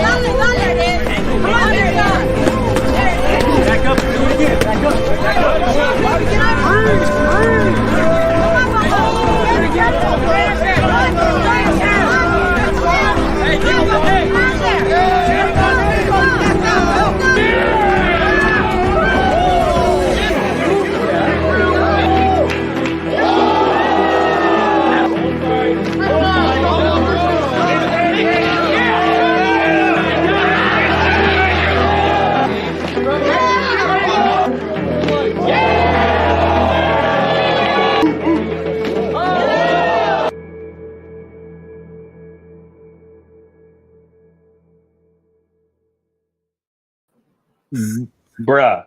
Damn. Solo and Papas. That's my. I haven't laughed so hard in my life. I was dying watching this. Bro, when Solo kicks him in the face and Papas turns around and Solo's like, he like turns around, he looks at the camera, he's like, that's what you get. That's what happens in here. No, like, it's just like, that's what you get. I love that the timing of this. Like Papas flies out. Solo just that tree trunk and just crack his nose. You know what I mean? Jaguar and Broly's. So 2 of these fights I saw live: the Jaguars and Broly's, and then the 619 and Talk. Yep. Bro, when I tell you the energy from Jaguar and Broly was insane. I'm talking punches from start to finish. I mean, they were throwing all 3 rounds, super busy. I mean, and you know how when you get really tired, it looks like you're fighting underwater. Yeah. They never really hit that. You know what I mean? Like they still had a little pop to them, and they were cracking each other. But honestly, nowhere near what you and Talk were cracking each other. Like you guys were rolling each other's eyes into the back of your heads. Yeah, it was ridiculous. I was on the roof screaming at that fight. That was. So I remember. That was a crazy fight. I watched the 619 Talk fight through the lens of a really nice camera, and it was fucking amazing. I have a bunch of pics. I gotta send you, by the way, 6. I've been lagging. Bro, that's the Streetbeefs version of like Morales versus Barrera. You know what I mean? Like just 2 Mexicans beating the shit out of each other. You know what I mean? And we gotta do it again. We gotta do the trilogy and break another record. Have to. Punches. You have to. Because like you guys were cracking each other though. Like Jaguar and Broly's were hitting each other, but a lot of times there wasn't a lot of power behind it. But when you and Talk were hitting each other, there's a lot of power behind it, man. You guys were hitting each other hard. There was a couple times I thought each of you were done. Yeah, that was me too. I've never in my life seen you punch anybody hard. I thought he was done in the second. Then he wasn't done. Then the rest was just balls and heart. You know what I mean? For both of us. Yeah, I've never seen you punch hard before. I mean, I don't know how many fights you got, but I've seen a good 12 of them or so. I've never actually seen you throw a shot to where you even looked remotely strong. But in that fight, you did. It was impressive. If you listen to what our winner earlier, Cero said, he said, a lot of people don't think I punch hard. My shit is output and pressure and breaking. Nobody thinks but. And I was like, yeah, that's my shit. Pressure, breaking. Pressure. It really was. Like you have your cardio and you're just standing in front of people. Because I don't know if you guys watch 619 when he fights. The moment he starts, he just stands within range. So you can watch his opponent's bodies tense up immediately, and it just drains him. But when Talk was punching you in your face, and your head was just snapping back like a pinata, I thought that was a wrap for a couple minutes. For a couple minutes, I thought it was a wrap, man. I wasn't expecting that. Like, because the first one, me and Talk, it felt more like a hard sparring match. So I thought, let's do it again, but 5 rounds though. So I wasn't on some I'm gonna hurt Talk. Like I hate fuck Talk. But what did I tell you beforehand? Yeah, you gotta crack him. You have to. And they had told me that he had sparred RIP Jay Gotham earlier. And that he was rocked. So even then, I was like, I'm not gonna go crazy on him. I heard he got rocked earlier. So I'm in there chilling. When he catches me, I was chilling like we're just like chilling like the homies, like we're gonna put on a good show. Bro, take that into account. Like everybody listening should take that into account. Like Talk did a full-on 3 or 4 round sparring match against Jay Gotham, who tuned him up. Yes. Like he was rocked several times, and then fought 619 for 5 rounds. There's a video of it online. He sparred him before I got there and got hit with some big shots, and then did 5 rounds with me. So shout out Talk. After that fight, and Alex, I was on the roof, man. Yeah, after that fight, people were saying we need a drug test, Talk. We need a drug test, Talk. Drug testing for what, bro? There's no drug testing in Streetbeefs. So you could put that. But on a serious note, though, he's not big. He's not big. What drug do you take for cardio? Like that's what he had. Cardarine. Oh, never mind. Hey, text me that. Text me that. Scorpio, the same shit that Scorpio popped for. Yeah. Wow. Let's throw everybody on the bus. Who's next, Diesel? Hey, MK6. Me how to spell that. Text me how to spell that because I definitely need some cardio. Let me tell you about Coyote. You know what I mean? Let me ask you this. So disturbing the peace sparred him before Jay Gotham did. That's disgusting. So let me ask you this: 619. Do you know who won this category? No, I have no idea. You have no idea. Oh, I I caught it. You're doing to me what you did to Diesel. I got you. It's the setup because it's not you, you goofy bitch. Fucking hilarious. Well, congratulations. Wow. I'm just kidding. It is you. Wow. You had me, Wedo. You had me, home. I did. I had to try something. The last minute, try something. Ugh. Where's Talk? Do we have Talk? Wedo, Daniel, you're muted. Yeah, you're muted, buddy. Yeah, I couldn't get Talk on. But how do you feel? So Talk's newly married now. Like Talk just got married. I didn't so know that. he's got a whole family. Yeah, beautiful little family. So I didn't know that. He's busy, but he's trying to make a comeback, and he's trying to rematch you. So Talk messaged me and said, like a month after we fought, he said, "Hey, like you're the champion because I'm not gonna fight for a long time. Like I got life, I got work, I got my girl. Like I don't plan on fighting for a long time. Like you're the champion. The belt's been in limbo since that fight. Like who's the champ? It's Talk. Like that was literally a year ago. Literally a year ago. When you laying in bed with like a baddie every single day, it's hard to get up and train, bro. Trust me, it is hard to get up and train. So is that your form of Silk Sheets is waking up with a baddie? Oh, yeah, pretty much. Yeah, since we don't get paid for this shit. Yeah, I don't get this shit costs me money. Shit, the baddie costs me money. You gotta keep them nails and hair did. Okay, I thought you were going a whole different direction with that. Like prostitution? No, Diesel.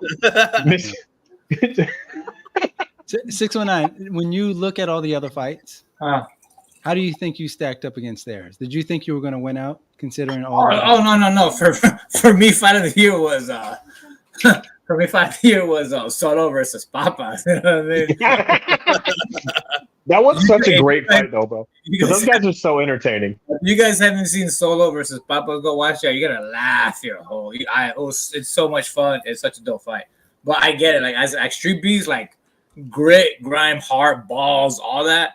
Yeah, me and Talk like beat the shit out of each other. We both got CT for life after that fight. You know, we'll do it again if he comes back. You know, I'm just waiting for Talk. Bro, how much more? Because Venom Black beat the shit out of you. And then Talk did like how much more can you take 619? How much time? Because you're almost 40, bro. Diesel called it a draw. I agree. That was a draw. No. That was a draw. It was completely. You didn't win a single round against Venom Black. A single round. Venom Black for the dick shot, the headbutt, and the elbows. I win that fight. Not gonna lie. And the leg hardiness. Venom Black made your head look like a Pez dispenser, bro. You were just bap. I'm not gonna lie. Talk version 2.0 hits way harder than Venom Black. Venom Black nothing cracked me that thought, damn, I should take a knee. I could believe that. I was just really tired. Like, do you remember we were there for 8 hours going up that fucking mountain? I was tired. Yeah. I was literally, bro, the way he made you wait, the way Venom Black made you wait. No, respect. Gold. Like gold, yeah. Respect. Like the mind game, like the mind games he played all day. Respect to Venom Black, but bro, he did not. Hey, let me clear that up real quick before everybody starts talking. Husky, he did not almost KO him. He stumbled him, but I was reffing that fight. I looked him right in the eyes. He stumbled him. He bounced off the wall. He took 2 steps and he was back in it. So he cracked him hard, but almost KO. No, sir. Yeah, he got me good.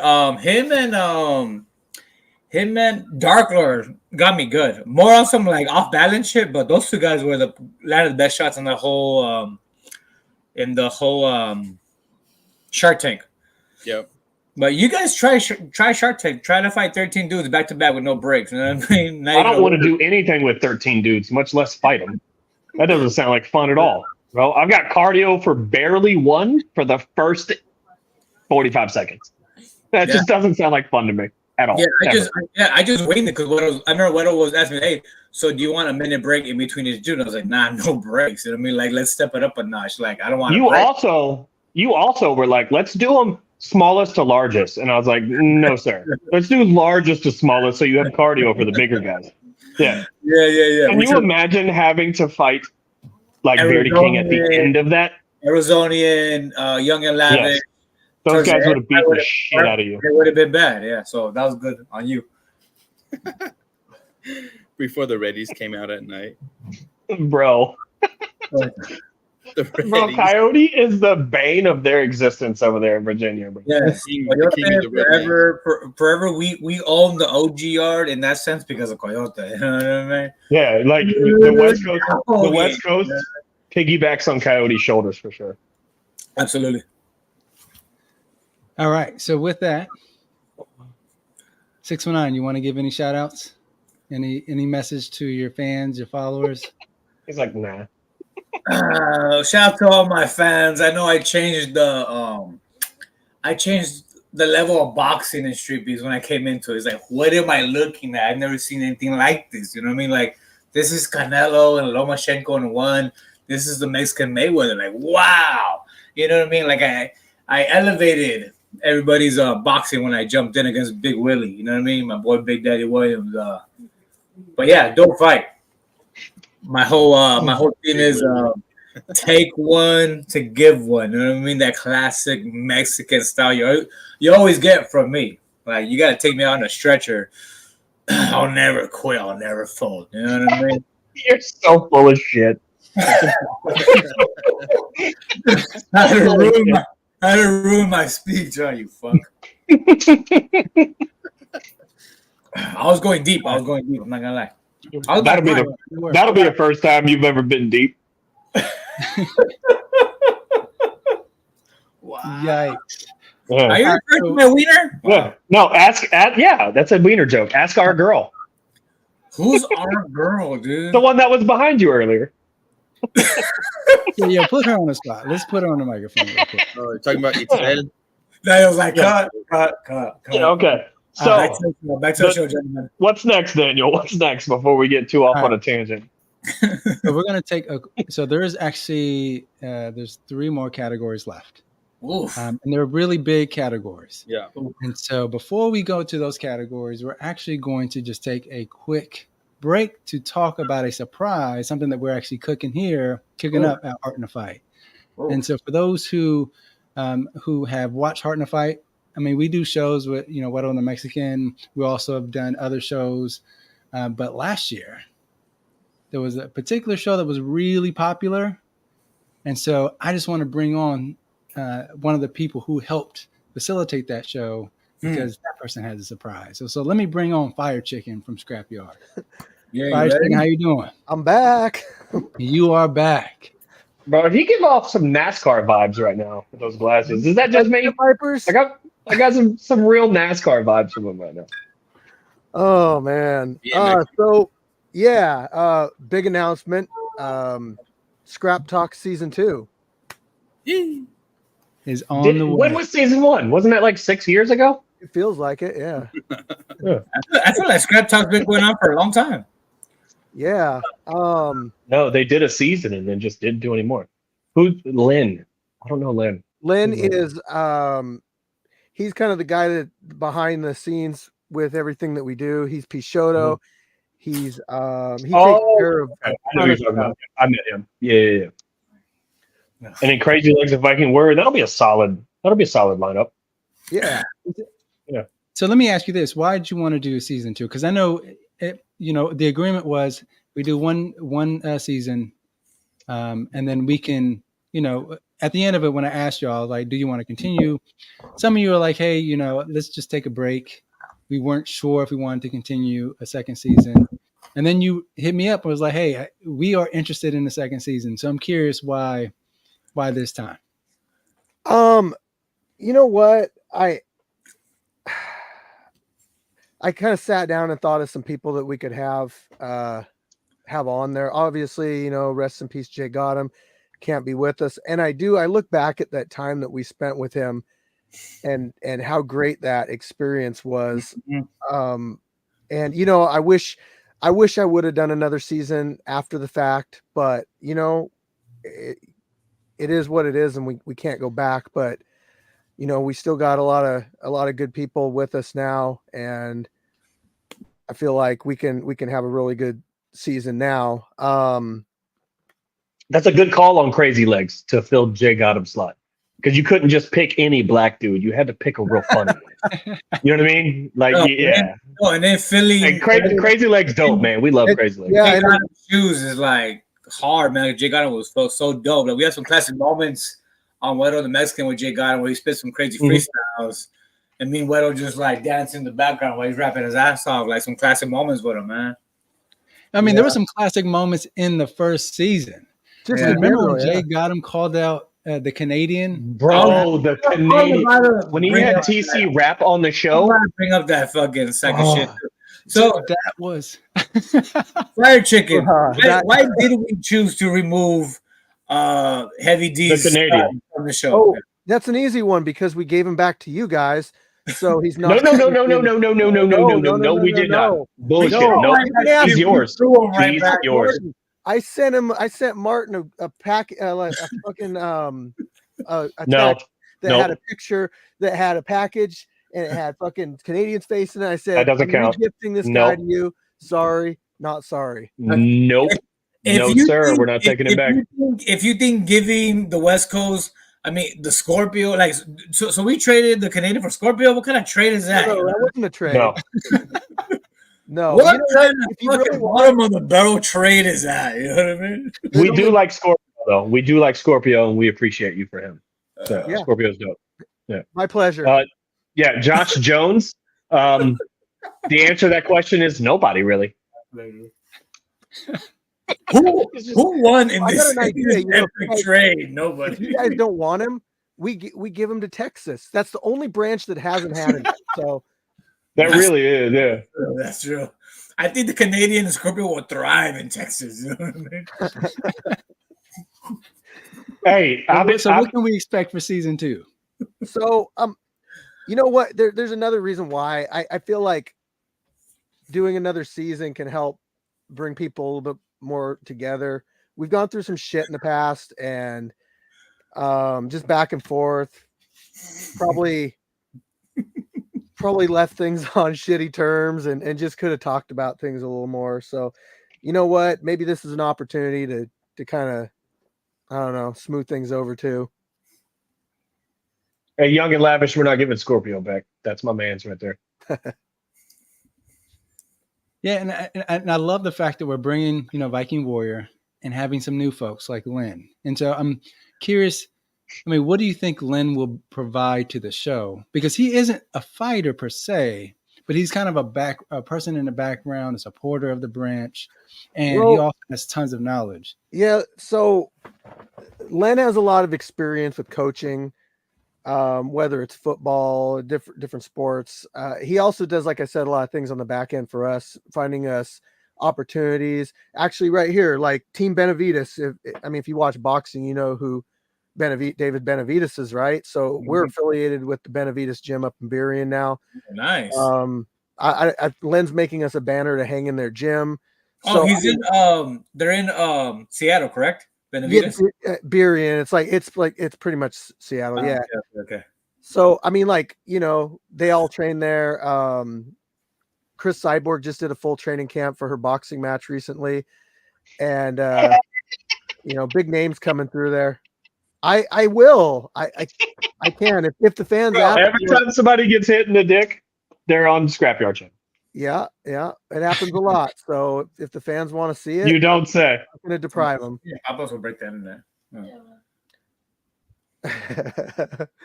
Oh geez. Yeah, sure. Ooh. I honestly think Solo versus Shinigami would be a pretty close one, but yes, I think so. I have an epic trade right now in my head.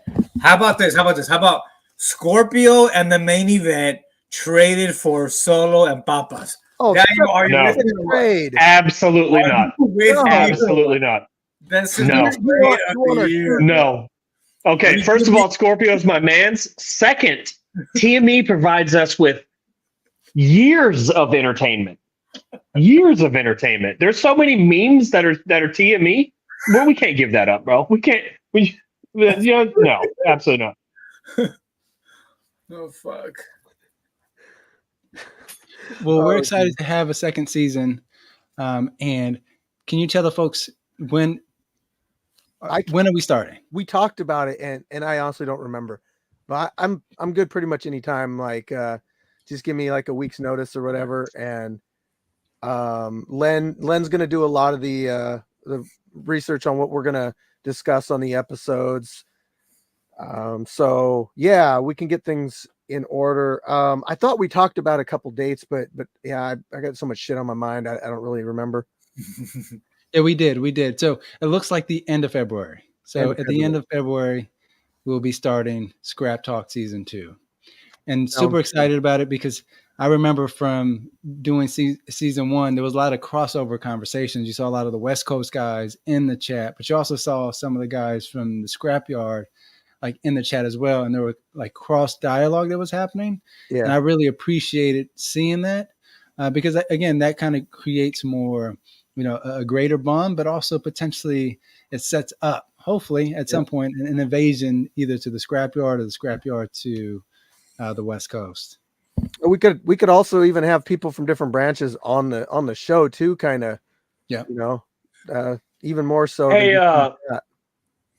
is Crazy Liz going to wear the French maid outfit or the banana hammock? Like, which direction you think he's going to go on that? How about we do a weekly Crazy vote? Legs fight in And the you guys banana can vote. hammock.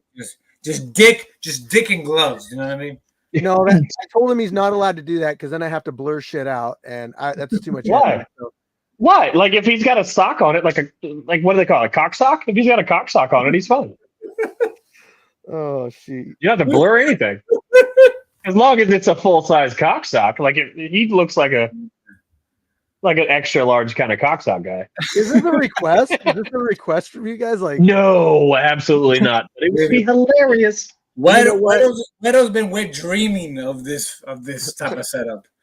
I'm not going to say I've seen his clips a bunch of times, but we could do a weekly vote. You guys could make suggestions, and we could vote on what Crazy Legs wears for Scrap Talk or doesn't wear. More specifically. Oh, hey, fight chicken. If Solo and Shimigami goes down, who do you got in that fight? Well, he's got Solo, of course. Come on, man. Well, okay.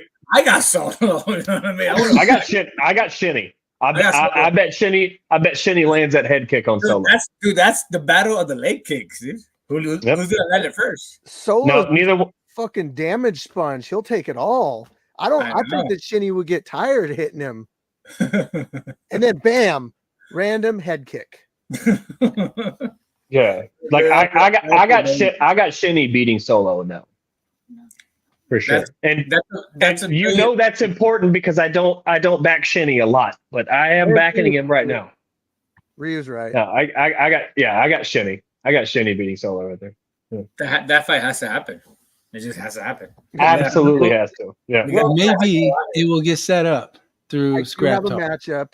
Actually, what about like TME versus Solo? No, get out of here. Get out of here. TME's a solid Are you talking about boxing? No, kickboxing. Yeah, no, not kickboxing. No. I do have TME's not a kickboxer. I do have an announcement for Solo because he's been in the chat. We're gonna do the comedian in a kickboxing match against Solo at the not this next event, but the one after that. So the comedian fights Solo. Kickboxing. The event following this next one. Okay. Yeah. You know what I like about Fried Chicken? Fried Chicken knows what he has. Like he looks at his fighter, he understands what he has. Like you see his fights. We don't do that. Like we should be putting the main event versus like Llama. You know what I mean? Like that's the type of shit Fried Chicken would do because he knows what he's doing. He knows what he has. He has papas and Bro, so we gotta maintain some integrity because he knows that's entertainment. That's what you watch Streetbeefs for. You know what I mean? I mean, I do try to match up, say, Pappas, right? I try to match him up fairly. Yes, he's gonna. So all his antics and all Solo's antics, that's all on them. You know, we try not to get in their way too much on that. We just say, hey, try to follow the damn rules the best you can. Yeah. But we are trying to hook these guys up with like more fair matches. Pappas wants to fight everybody. He wants to fight Terrifier. He wants to fight everybody. But that's a terrible idea. That's a terrible idea. When I Yeah, don't see let him do that. when I see Papa's fight, I think, wow, they must have amazing crystal meth in Gig Harbor. I'm not gonna lie. It's okay. It's all right. New Mexico, New I've had Mexico better. blue shit, is it? Yeah. Bro, Wade is vicious, bro. Wade is so vicious. And also Shinny. Because we see comments like this, man. Shut up. Just shut up, bro. Bro, you ain't stopping nobody. Calm down. Oh shit. All right. Well, Fire Chicken, we appreciate you for coming on the show announcing Scrap Talk Season 2. For y'all, definitely check out the channel, and we'll make sure to announce when the first show is up. And trust me, you don't want to miss it. It was fire last year. A lot of great moments. And so looking forward to it, brother. Appreciate you for coming on the show. Hey, thank you guys. That's what I just read.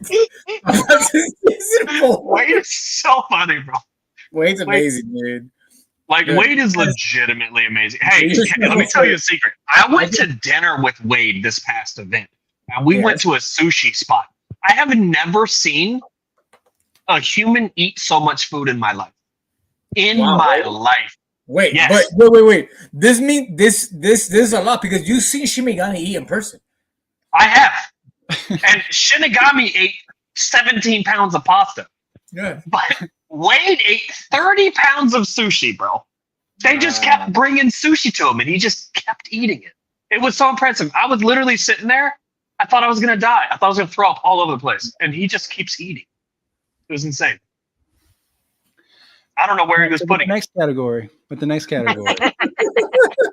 I mean, I love all the answers. Like, these are awesome.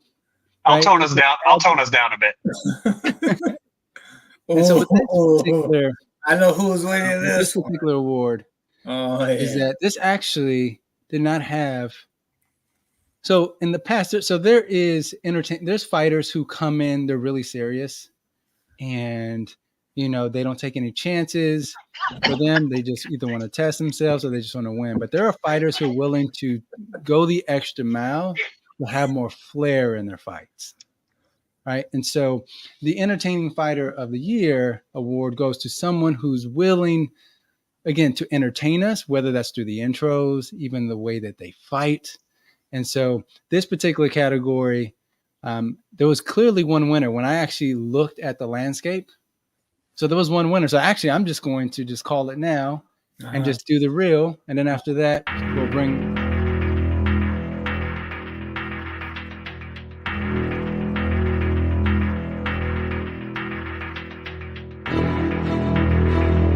Aaron Yeager was right. Humanity sucks. We deserve the rumbling. I'm really excited today. I got a great fighter. He might knock me the hell out. But hey. There you go.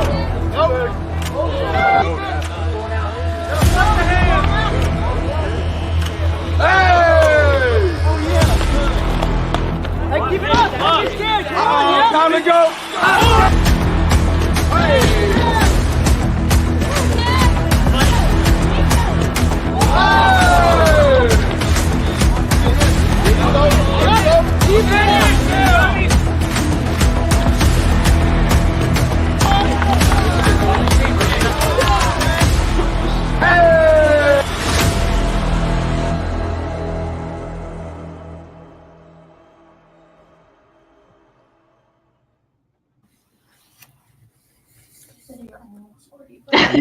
Bro, you are fucking nuts.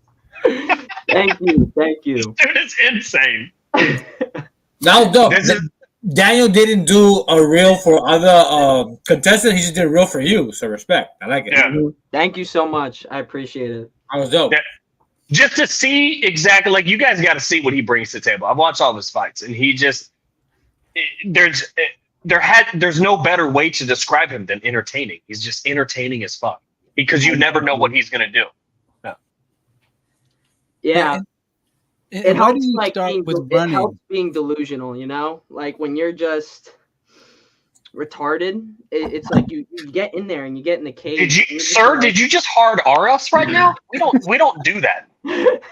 when you get in the cage and you're like, all right, I am the main character. It's like people are like they ask me, they're like, do you have like nerves or anything? And I'm like, no, I'm delusional. I'm like crazy. But on a serious note, like I am Christian, and I like switching between different personalities. Bro, there's like 7 different like personalities in me, and it's like whichever one is winning at the moment is like usually the one that is like presented in each fight. You could have given me a million guesses to guess what was next in that sentence, and I would not have guessed. Real talk. Shout out Ridley. You know what I mean? So thank you guys so much for making that real for me. That makes me feel really good. My confidence for like fighting was really down, and there was like a point in time where it was like I did it to test myself, and Streetbeefs gave me the confidence that I needed to be able to fight, and I'm so thankful for that. Hey, do you want to come out to the West Coast? Maybe. I'm poor as hell right now. No, hey, Heart in the Fight might help you out, bro. We got you. Yeah, that would be cool. Yeah, because Daniel and I will talk about it, but you and Samoan Beast, I think we can make that happen. He's got to be less fat though. He's like 160. He keeps putting on the Samoan weight. No. You're not fighting Samoan Beast. Oh, we're not going to fly you out to fight somebody in your yard, bro. I was like, wait. You'll fight one of our guys. Yeah. We'll fly you guys out so you can fight people in our yard. What do you weigh? I weigh 140. Who can you fight? Consistently. Mortem. That would be cool. Everybody fighting Mortem. Yep. But honestly, him and Mortem would be fun as well. But we got other guys. We got other guys for sure.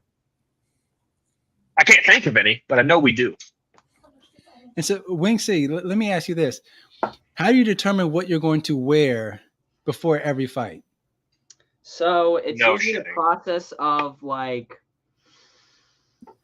whatever I'm feeling at the time. I do like cosplay, so sometimes I dress up as different characters, and I'll go to like different conventions, and I'll just talk to people. I'm a huge nerd, so it's like. You don't say. I love being able to dress up in costumes. I don't know. I think it kind of comes to me. Not gonna lie. Are you an anime fan? Do you watch a lot of anime? My own costume as of late. Like I really want to like. I don't want it to be like WWE or like, but I want to have my own look rather than just doing different things. I do have fun with. I feel like I should bring out the avatar more often though, because. Absolutely. Looking like especially with the new series coming out. Absolutely. Hold up, my audio just cut out. Ooh, that would be a fun one. Darkness is 25 though. Darkness is 125, but I bet he'd take that fight. He's too small. I bet he'd take that fight. That'd be a fun, entertaining fight. Yeah. Hold up, I can't hear you guys for a second. Let me fix my audio. Hey, while he can't hear us, how many times do you think he's jacked off to anime porn? Oh, today? Like today? 6? What the hell? Why can't I hear you? Did he play after? Definitely 6. Definitely 6. But I mean, can we be honest though? Who doesn't jack off to anime? Sorry, my audio just cut out, and so I can't hear you. You guys can probably hear me, right? Oh yeah, we can hear you. Come back in. Go out and come back in. We can. Yeah, pull out and then put it back in. My audio cut out. How many times do you think he's a hitchhiker? He definitely looks like a lifelong hitchhiker. Bro, him and Walk Lobster would hitchhike across the country together, and you could make a TV series about it. Him and Walk Lobster will make it to Virginia with $10 and lint. You know what I mean? Hey, look at bro. I was about to go off on somebody until I saw who commented this.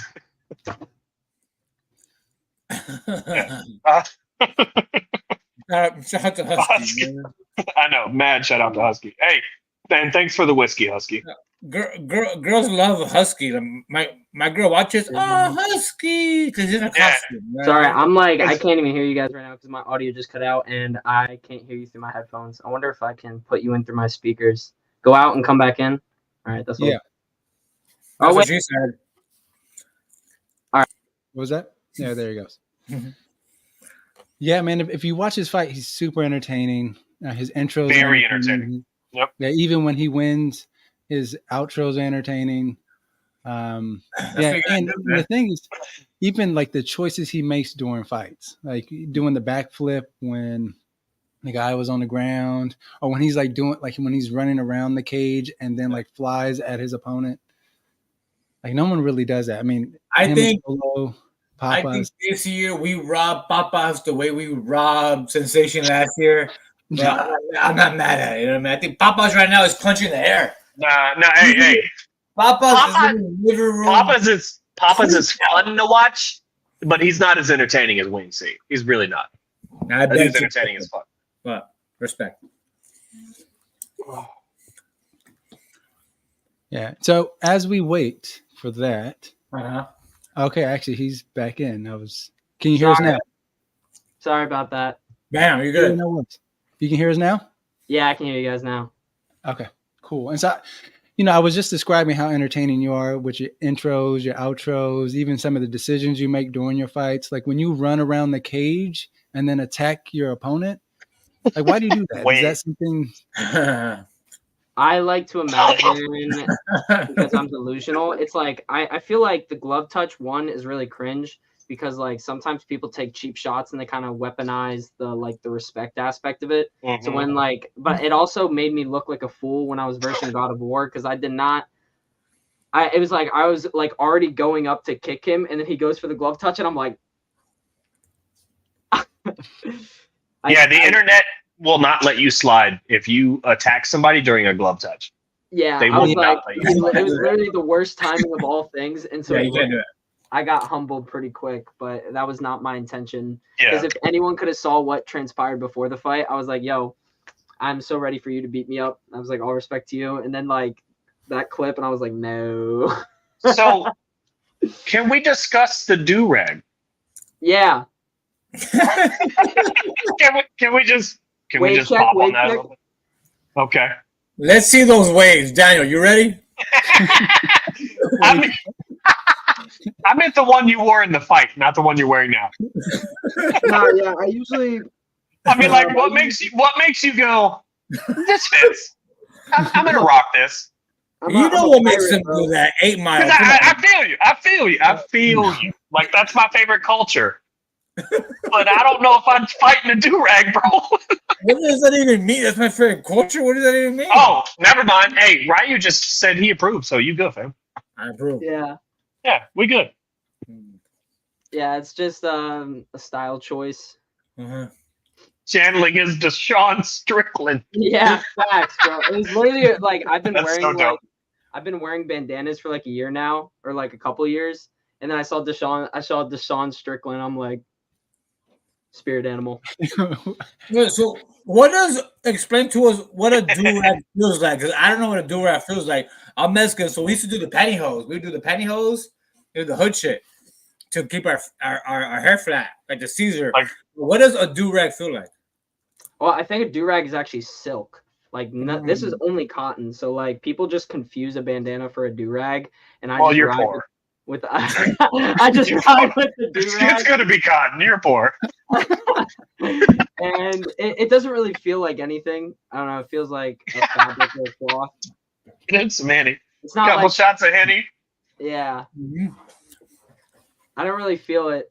It's almost like I call it my Super Saiyan hair because when it comes off, then it's like that's how you know the fight's good because then it starts getting good if it causes it to come off. This right here is a perfect example, like of what 609 and I were talking about earlier. Like the West Coast, we always believe we have the most talented fighters, but the East Coast has the most marketable fighters. Like you guys are so marketable. Like the characters that come out of the East Coast are some of the best characters that we have in all of Streetbeefs. Period. We got some good guys, and they're definitely, absolutely. especially Death Sentence. I was thinking he was gonna, dude. He's a star, bro. He's gonna be like he's so funny. I want to see if he gets any awards next year because he is a character, bro. Besides you, who would say were like the top 5 guys from the OG branch? Hey, hold on. Well, Mac, you know we're not talking about you, bro.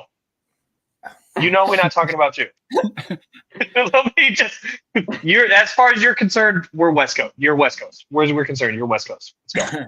That sentence, bro, you'd be John Jones, bro. He'd be saying the funniest stuff on his Instagram. He's like, I'm calling out Conor McGregor. I'm calling out John Jones. Khabib. That sentence, huh? I'm gonna check him out. Yeah, I'm gonna look this dude up. Is he good? Is he good or just entertaining? People in the chat. It's entertaining. It's entertaining. Oh, okay. Daniel with the heat. I mean, yeah. I saw the fight he had with Miles. It didn't look good, and so it just. We'll see. He's just entertaining, though. Okay. Yeah, he's super entertaining. Like he's. Yeah, because to get the Entertaining Fighter of the Year award, you have to have a skill set too. Yeah. Like it's awesome to be a character, but you have to be able to apply the trade a little bit. You gotta know back it up. You gotta back it up. That's he said death sentence punched himself. Oh man, I'm looking this dude up. Oh my goodness, bro, that was so funny. He was like trying to get Miles, and he goes, and he punched. Oh, was that in the clip that we saw? Yes. For the submission? So yes, I saw. Okay, I saw that. It's Steve Urkel. That's dope. Okay. Oh, that's him. And he's got probably the hardest fight game too. The skinny black dude is death sentence. Yeah. Mm-hmm. Yeah. Okay. Yeah, the one that punched himself. Okay, that's funny. That makes sense. And he's got the hardest name too, but just the softest fighting style. Yes. Yeah. Well, Wing C, congratulations again. Any message you want to send to your followers, your supporters, family, friends? Yeah. No. Jesus is king.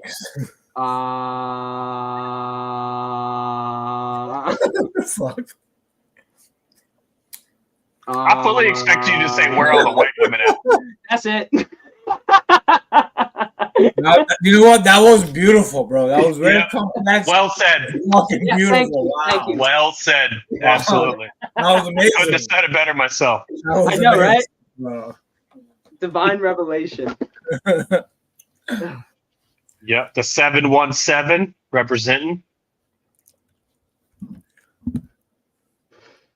Thank you guys, though. I really appreciate this award. You're welcome, sir. Daniel, you're muted, buddy. You're muted.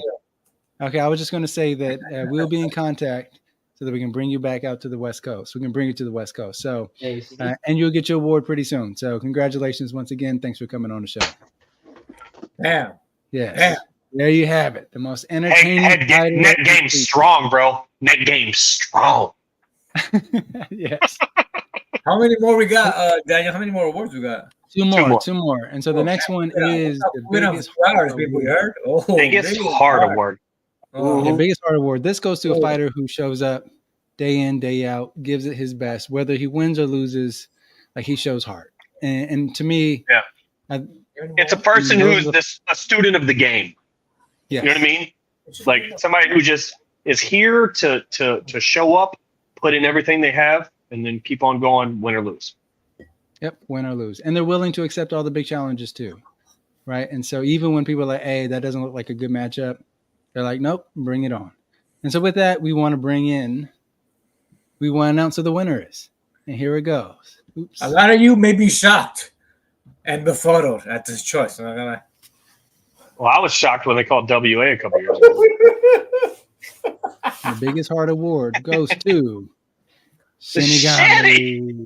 Wow. So also, I might add the literal biggest heart. Yeah. Oh, come on. I'm not gonna lie. My wiener just went limp. I'm not gonna lie. No.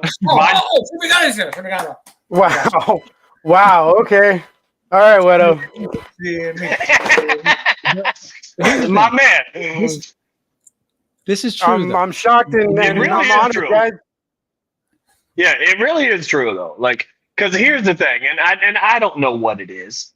I don't know what gives you the confidence that you have, but it's breathtaking, bro. It's breathtaking sometimes. Like everybody in your mind, you're gonna kick in the head, and that's a wrap. And it doesn't matter. It doesn't matter. Like you go in there, like let's keep it real right now. Keep it 100% real. You fought Detail. You went absolutely viral. You had several fights with Street Bender that were entertaining. A couple of them could have went one way, could have went the other way, blah, blah, blah. And then you had, 4 fights where you just got pummeled? and then after that, like, you still never shirk a challenge. Like, a lot of people will say, oh, he ducked this, he ducked that. But honestly, the number of people that want to fight you is so high that it's hard to it's got to be hard to pick and choose. How do you decide who gets a shot and who doesn't? Because every time I turn around, somebody's calling Shinigami. Yeah. Oh man, that's just the ones you know about, dude. Believe me, it's like, wow, dude. The messages I get on a daily basis from people, just randos. I don't know, man. A lot of the times it's just, it's either who's available, or who I feel like is the biggest challenge. That's pretty much it. I mean, I'm out here to test myself. Streetbeefs has been kind of hard to walk away from and go more sanctioned, but I am doing that now.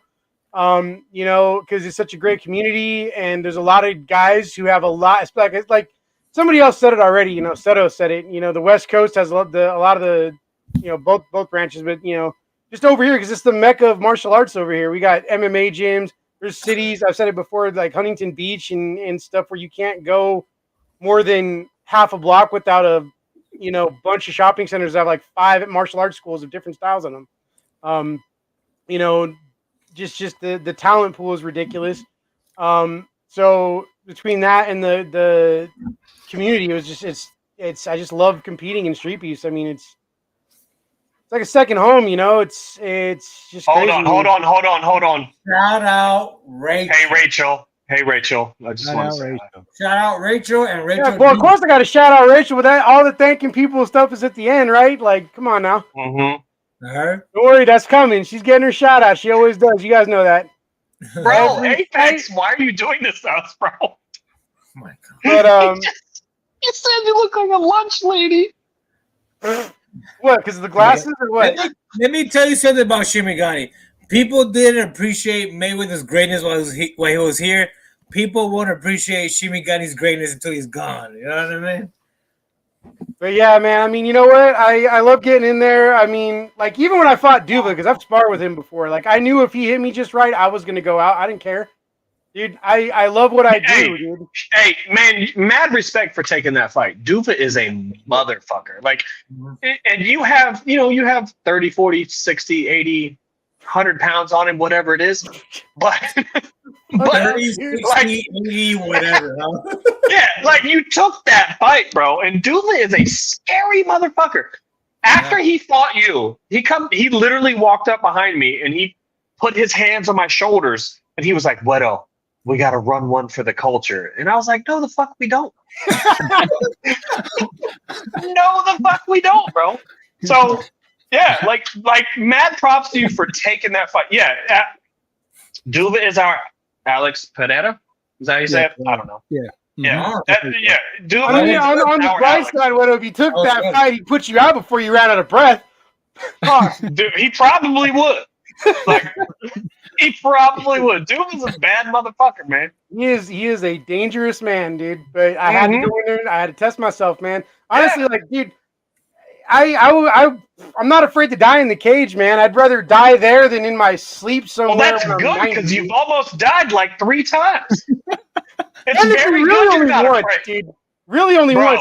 Because Big Smash Little Satan almost killed you. Duva almost killed you. Cracked me in the back of the head with an illegal elbow, dude. That one was scary. Scared me. Like Duva, even Duva knocking me out, I woke up and I'm like, oh, not this shit. The first thing out of my mouth, I don't know if Alex heard it. The first thing out of my mouth as dust flew up around me from saying it into the dirt was, not this shit again, damn it. I was just mad I got knocked out so fast. Hey, bro, that's dead serious. Part of the reason why you're getting this award, bro, it takes a lot of heart to know exactly what that feels like when you wake up. You know how many of us don't know what that feels like to just wake up? And then come back. And you knew it. You knew. But after his fight with Big Smash, he took on Duva. Like, to me, it's like It's And you called phenomenal. for Big Smash. Crazy. You called That's- for Big Smash. So it wasn't like wow. Big Smash was calling you out. You said, "Hey, Yeah. I want to fight Big Smash." You took that He on. was the next in line for it was DTP or him, and DTP was busy, with Power Slap, and it's complicated for him to come back to the yard because they control what he does. Like he has to get their permission to do other stuff. So I had to call out the next guy in line, man. I would really like to see you fight Black Adam. I think that'd be an entertaining fight. I think it'd be fun. Young and Lavish needs to put the whatever he's on down, bro, because I've addressed that too many times, and I'm not going to answer that question again, dude. Wow. Well, he lives in Arizona, so it's probably math. Probably, dude. Probably, bro. Yeah. It's funny, too, because Terrifier is actually pretty chill. I actually drove him to the event, man. He's actually really chill. That was very surprising. You and Terrifier were buddies. How many all double weekend. doubles did you and Terrifier kill on the way to Free Smoke? Absolutely can none, we get dude. 17? Because Dirty, bro, because I had to go pick up Dirty Brawler to drop him off where he was going to get picked up. It made me too late to go do anything cool like that. Oh man, Yeah, I wish I could be a fly on the wall in that car. Shimigani and the Terrifier together driving to Free Smoke. Bro. Oh, well, We since I would- got a brand new Shinamobile, shout out Rachel for helping me with that too, But, yeah, man, I got a 2024 Versa now, so that thing Did was, you just was shout not your going to have girlfriend transmission out? problems Did on you the just way shout over your there. girlfriend out? Did you shout your girlfriend out for buying you a car? Well, she helped me. I'm paying for it. I put all the money out. She That's just some, got it that's some financed in good her dick, name huh? because That's some my good credit dick right cracked there. when That's how you my get other a car car. getting stolen.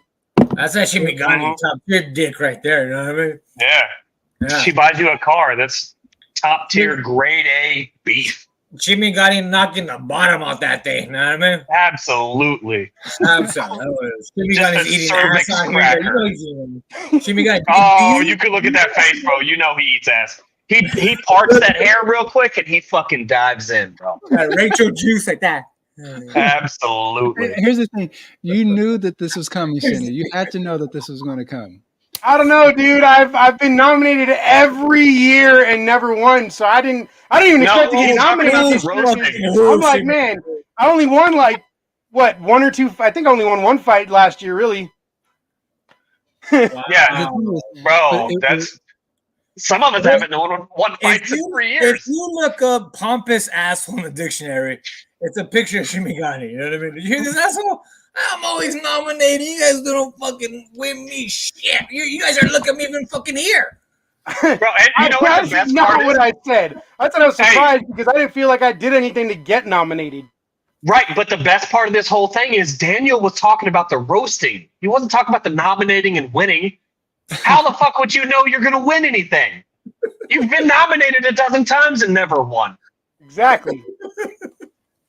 So Congratulations. it's crazy. It's an honor to you know what? It's crazy because I've achieved a lot of things in Street Beefs and I never thought I'd ever do, bro. Yeah, actually, me and Tank were supposed to spar after this last event, but I guess he got hurt, and I got to get out to Vegas and spar with him, dude. Like, there's a lot of guys in Street Beefs I'd like to get some sparring rounds in with that I haven't yet. Tank, I sparred with him. Save your energy. So, when's your next amateur fight? Yes, yeah. March plug that 30th. in. There we go. Damn. Got the tickets in Who the are you mail fighting today. him for what? Who are you fighting him for what? Big sponsors. I haven't gotten my opponent's name yet, but it's the #1 contender spot. They want me to do if I win this, I do a title fight in September. It doesn't matter who he's fighting. He's not Shimigani. You know what I mean? That bum is privileged to fight the great Shimigani. You know what I mean? Love you too, Rachel. Agreed. Yes, we love you too, Rachel. Definitely anyone who's interested, I got silver tier tickets here for sale. They're $60. Hey, in Atlanta quick question. in March 30th. Did you say $60 for those tickets, Shimigani?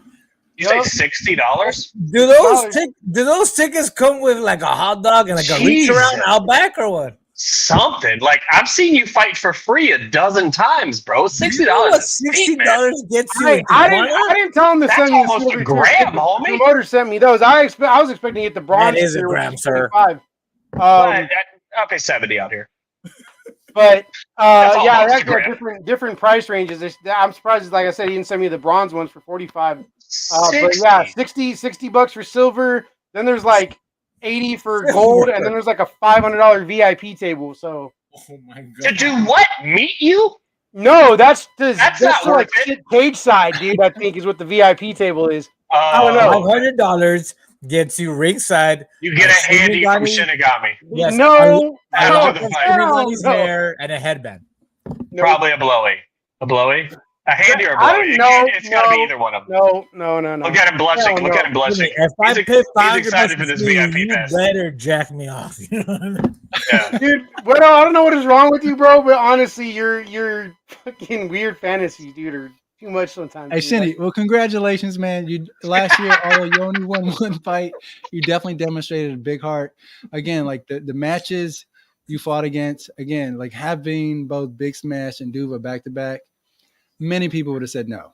Many people already have said no to Duva, right? And so the fact Everyone that you said were no willing, to Duba. Thanked me, bro. Duba thanked me for fighting him, dude. and the fact that you were willing to step in there with him, I think demonstrates, like, again, your willingness to test yourself, to get back up on the saddle and do it again. Keep fighting, keep refining your skills, and then again, look at the last event that you were at, right? You had those losses, then you come back, you bounce back with a win against And Scorpio. you beat the shit out of Scorpio. Don't get me wrong, I love my man Scorpio, but this motherfucker cannot keep his right hand up to save his life. And you paid the price for it. Can you believe people were betting against you? Remember, I messaged you. I messaged Shinigami. I said, Scorpio's out here talking big shit. He's gonna go viral over you. Oh yeah, I know, dude. I knew, Shinigami's dude. I had like- people messaging me, dude. Shinigami's like, Talking you all, don't know- you don't know Scorpio's what's talking all kinds of smack, but he's mad, scared, dude. That's why he's doing it. And like, oh, whatever, dude. You know what? He asked for the fight. He wanted to fight me. I thought it'd be a good matchup for the culture because everyone kept saying we're twins, and you know, I know he can take damage. I think the only thing that really ended that fight was I don't think he put any Vaseline on his face, so I cut him at the end there with a punch. But yeah, you know what? It wasn't a punch. You literally kicked him in the head and cut him. That wasn't a punch. No. Watch it again. It's like the last 3 punches I hit him with. Never watch cut him. that fight again. Watch it. I'm telling you. No. I Even think the way you set up, even the way you set up the head kick was starstruck. Like, Yeah, the way he set up the head kick I think was he the was same like, way oh he my always God. sets up the head kick. Why didn't Scorpio see it I'm in coming? the cage with Shinigami. I don't believe this. I think he was so starstruck. I'm not gonna lie.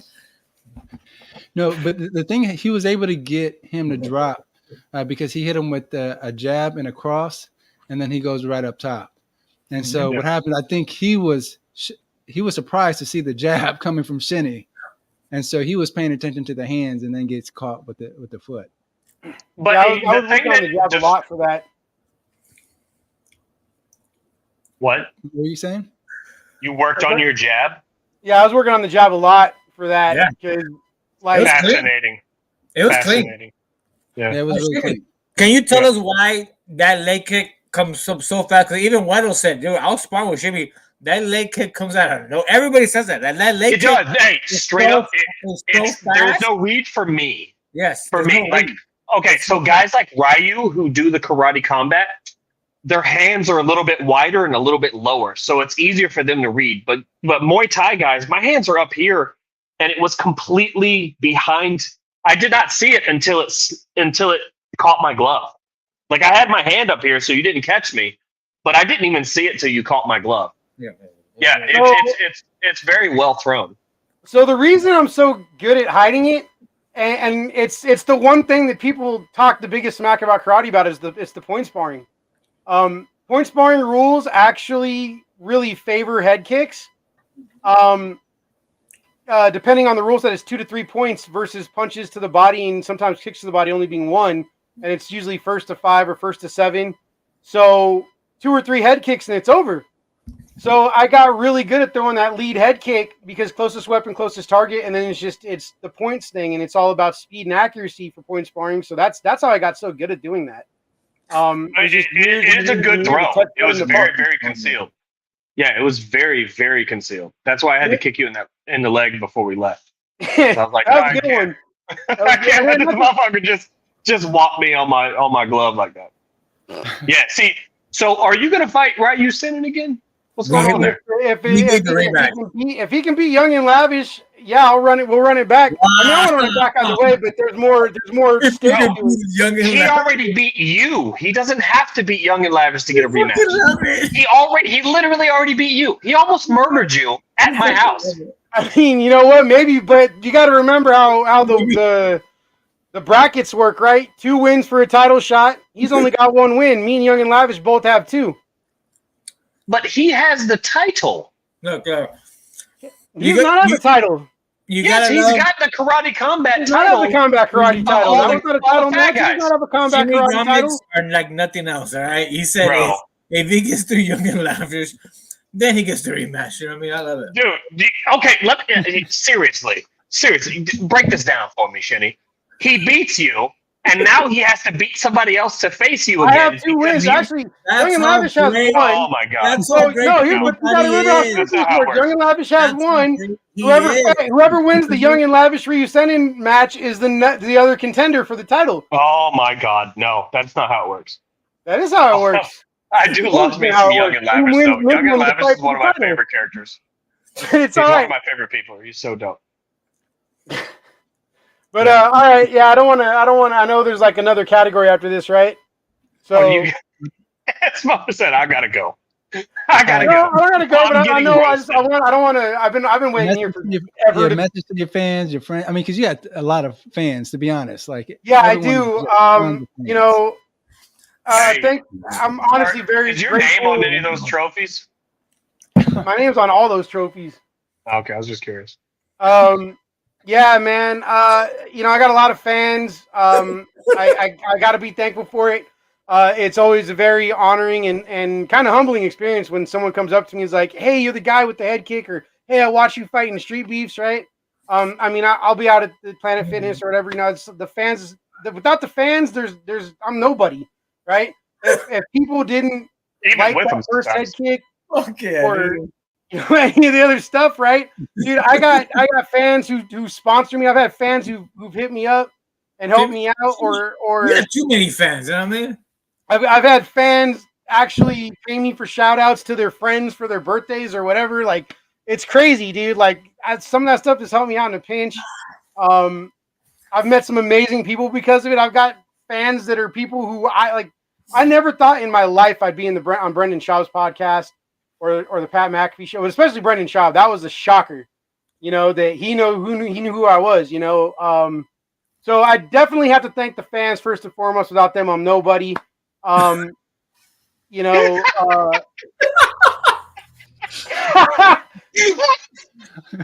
see, this is why outrageous. Shout out. That's the most important shout out. She's gonna do a little small one right now. Cause shout out for that. That's so dope. But you know, my friends, my training partners, I gotta shout out all of them. My coaches, you know, Jerry Montes at the lab, JJ Leopold, all of my karate instructors, you know, Shihan John Ramsey, Sensei Linson, senseis from the past that haven't been around in a while because they moved on to other things, like Sensei Poston, Sensei Salazar. I've trained with a lot of people. Kazeka Muniz, even though that wasn't a very long run because he moved out into another gym somewhere else. Okay. My daughter for being there at that first event, you know, watching me knock out Detail. I wish I could have gotten a picture of her face. And most importantly, oh, you know what? Actually, before that, I got to shout out to No Vaden and Trash Panda for being some of my biggest sponsors and biggest. If anybody's ever wondering why we give him so much shit, this is it right here, bro. You guys asked me to thank people. I got a lot of people. You guys realize what you're watching right now. Bro, yeah. If There's she 36 people watching this. The people you're naming are not one of them. Rachel. Okay. Well, congrats, man. Congrats again. Let So me 2000 explain what you people just saw. Because me and Wedo know what we saw. Daniel was saw. Oh, we know very well what we saw. Yeah, yes. If Chimigani could get paid to stroke his own cock, I mean, that's what you just saw. That was Dude, amazing. 619, you have no room to talk to because you stroke yourself off all day, every day. Shut the hell up, bro. On camera, off camera. Dude, everything that comes out of your mouth is stroking your own ego, dude. I'm taking notes. Bro, you're sponsored by Jergens. You stroke yourself so much. Shut the hell up. Fucking amazing, Shimigani. My fans, that was fucking crazy, dude. And you kept going and going, and you get wet on the back laughing, and you keep going and going and going. That was fucking amazing. I'm taking notes. Well, Yeah. congratulations. You just Yeah, before y'all keep going. I know that y'all got like 10 more jokes lined up. Hey, 619, buy a gi. I'll shut you up in the ring, dude. I'm down. I'm down. We gotta do it. So sometimes versus Gianni, me and a gi. I mean, let's do it. I'll loan you a gi. Fuck it.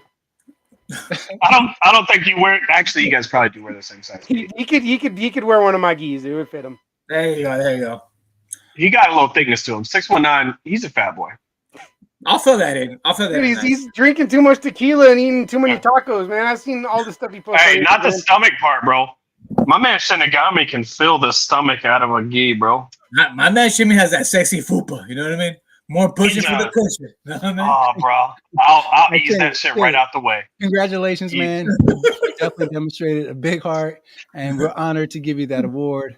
And so we appreciate you for being on the show and for continue to, being persistent and even overcoming some of the obstacles that you had to overcome last year. Bro, why are you stapling your fingers like that? How you doing? I like that. He does. He was like, was you praying for a second? I thought you was atheist. That was that fucking Steven Seagal club. All right, y'all. All right, Shannon. He was like, thank you, Jesus, for finally giving me an award after 72 nominations. All right. The great Jimmy Gunny, ladies and gentlemen. I felt like if I didn't stop that, y'all are going to go for the next hour just roasting him. Bro, I got all night, bro. I got all night. No. The best part was Shimmy Gunny is in his world. He's going off. My fans in Africa. My fans in Brazil. I got fans, everybody. Thanks for the kick heard around the world. You hear what in the background? All right. I was dying. Everyone go, all right. Bro, okay, hey, and if you're watching this and you don't understand why we're giving Shinny so much shit, is because we love Shinny. Like, Shinny's been a part of this, and a major part of the group. There's nobody that's more viral than Shinigami. Like, when he says he's got fans, he does. He has people. I see him on his Instagram all the time, across the board. I said, however, they don't know him. We do. So we love to give him shit. That's just what we do. All right, with that, gentlemen, we come down to the last award, and it's our biggest award, and that is Fighter of the Year. Ooh. And so, in your head, how do you determine if someone's a Fighter of the Year candidate? If you were to not choose a person, but what are the parameters that you're measuring? Well, we got to take it. into account how prolific they are. Like, how often do you fight? How often do you compete? That's first and foremost. Do we see you in the cage often? Secondly, how well did you do? Like, your performance. A Fighter of the Year, if you look back at all the categories that we just had, he encompasses the majority of them. He's entertaining. He's prolific. You know what I mean? He's got some KOs. He's got some subs. He's just a very all-around good fighter and somebody that we want to speak on. How about yourself, 619? How do you determine if someone's the Fighter of the Year? Man, to be the Fighter of the Year in Streetbeefs is crazy. You're talking about hundreds of fighters. You know what I mean? Like, to pick one means, you had to fight multiple times, and again for free. Nobody's paying you. It's not for free. It costs us money to do. You're driving yourself, whatever, an hour, 2, 3. You've heard 5-hour drives, right, guys? For our branch, that drive 5 hours from Sacramento to Vegas, from San Diego to Vegas, from further out. So, and then fight multiple times out your own pocket just for the love of fighting. Did this dude just say Lord Bestaban? Who is Emmy? Who are you? That might be Lord Bestaban's burner account right there, huh? It might be. He might be just voting for himself, brother. Yeah. Well, yeah, it's a big deal, man. To pick one guy out of all the guys you've seen tonight, all these legends, to pick one guy. I'm curious. I have no idea who it is. I can't wait. Well, there were tons who were nominated, and the judges selected theirs. And so what we're going to share now is all the fighters who made it to the final stages. Yep. Look at the names of this. Like, you think about some of these guys. You got Duva, who is an absolute murderer. Like, not only has he got a phenomenal skill set, he's extremely dangerous. Other guys like Battleborn and Crazy Legs, who are not only they're prolific, they pull the win off from the jaws of defeat on occasion. You know what I mean? You have fireworks behind you. That was fucking a cue right there. How'd you do that? Wait a minute. That's TME? TME, where the fuck you been, bro? What's happening? Wow. Anyway, sorry. Go ahead. Announce them. Fighter of the year. My bad. Well, before we announce, I just wanted to show the finalists, right? And so you have all these fighters who made it to the final round. And after this round, they chose the top 3 finalists. Mm-hmm. And as you saw in the next clip, you have Crazy Legs, you have Battleborn, you have King Kai. 2 of them from Scrapyard, 1 from West Coast, Streetbeefs West Coast. Mm-hmm. Which is really tough. If you've seen those fights, you've seen those fighters, you know that it's going to be an action-packed no matter who is.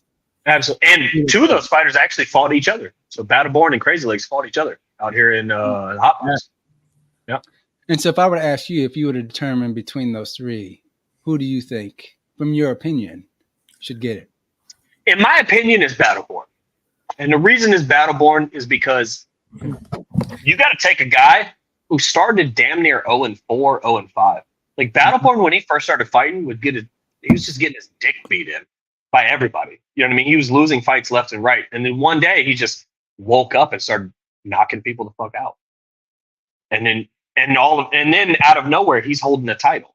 You know what I mean? He made a phenomenal run last year. And all that happened last year.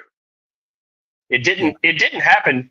It's been a 3-year journey, but those first couple years was him trying to figure out who he was. You know what I mean? So I would have to say Battleborn. How about yourself, 619?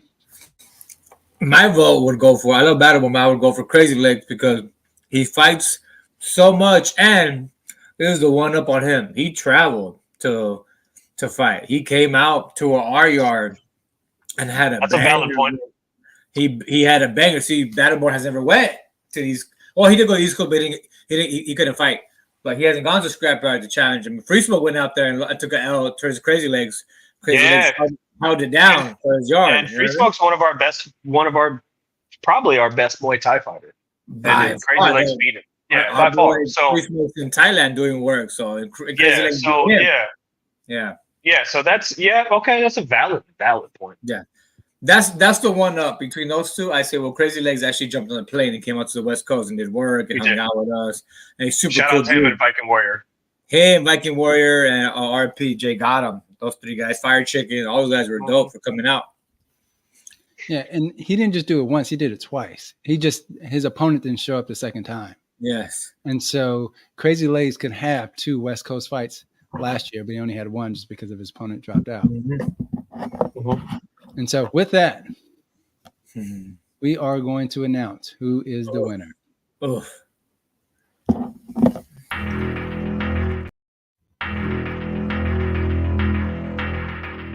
Thank you.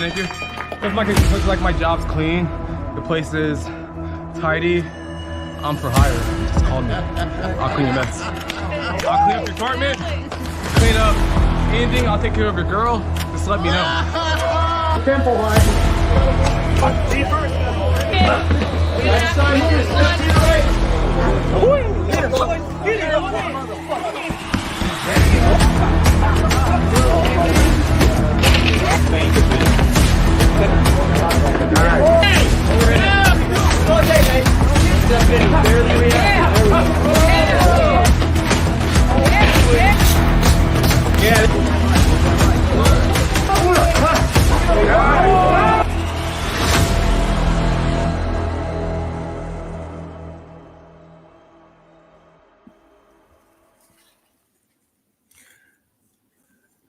That French maid outfit is insane. That's Wedo's favorite outfit. I'm like, bro, you gotta stop. I can only get so hard. Yeah. Yeah, unfortunately, he could not be on the show tonight. And so congratulations to Crazy Legs. I mean, what are your thoughts about him winning? I think it fits. I mean, 619's got a lot of points right there. He's just as prolific as any of the other 2. And he traveled. Yeah. So he wins. He wins. He's constantly fighting, and he wins a lot. So yeah, I got no problem with that going to him. All right, there you have it. He is the fighter of the year from last year. Correct. There you go, Crazy Legs. Weddle will be sending you elephant's trunk G-string for your next fight. There's Yeah. choice, you know what I mean? The trunk I'll and the sign it. trunk. I'll You know sign what I it. mean, I'll sign Crazy it. Legs, you know what I mean? I'll sign it and send it in. Ugh.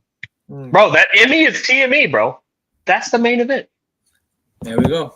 The main event. Yeah, he just had a 5-round banger with that itis last month.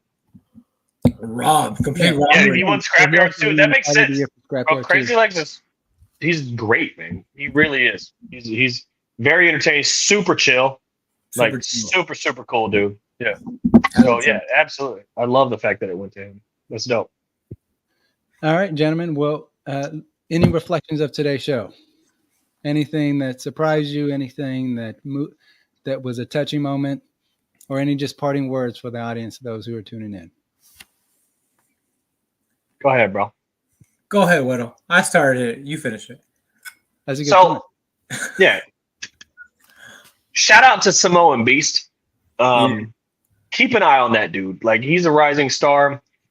Honestly, I don't expect him to fight for Street Beef much longer. I expect him to hit the amateur circuit. Some of the other people that got awards, great job. I'm very proud of a lot of you guys. I mean, some of you, Battleborn is a very good example.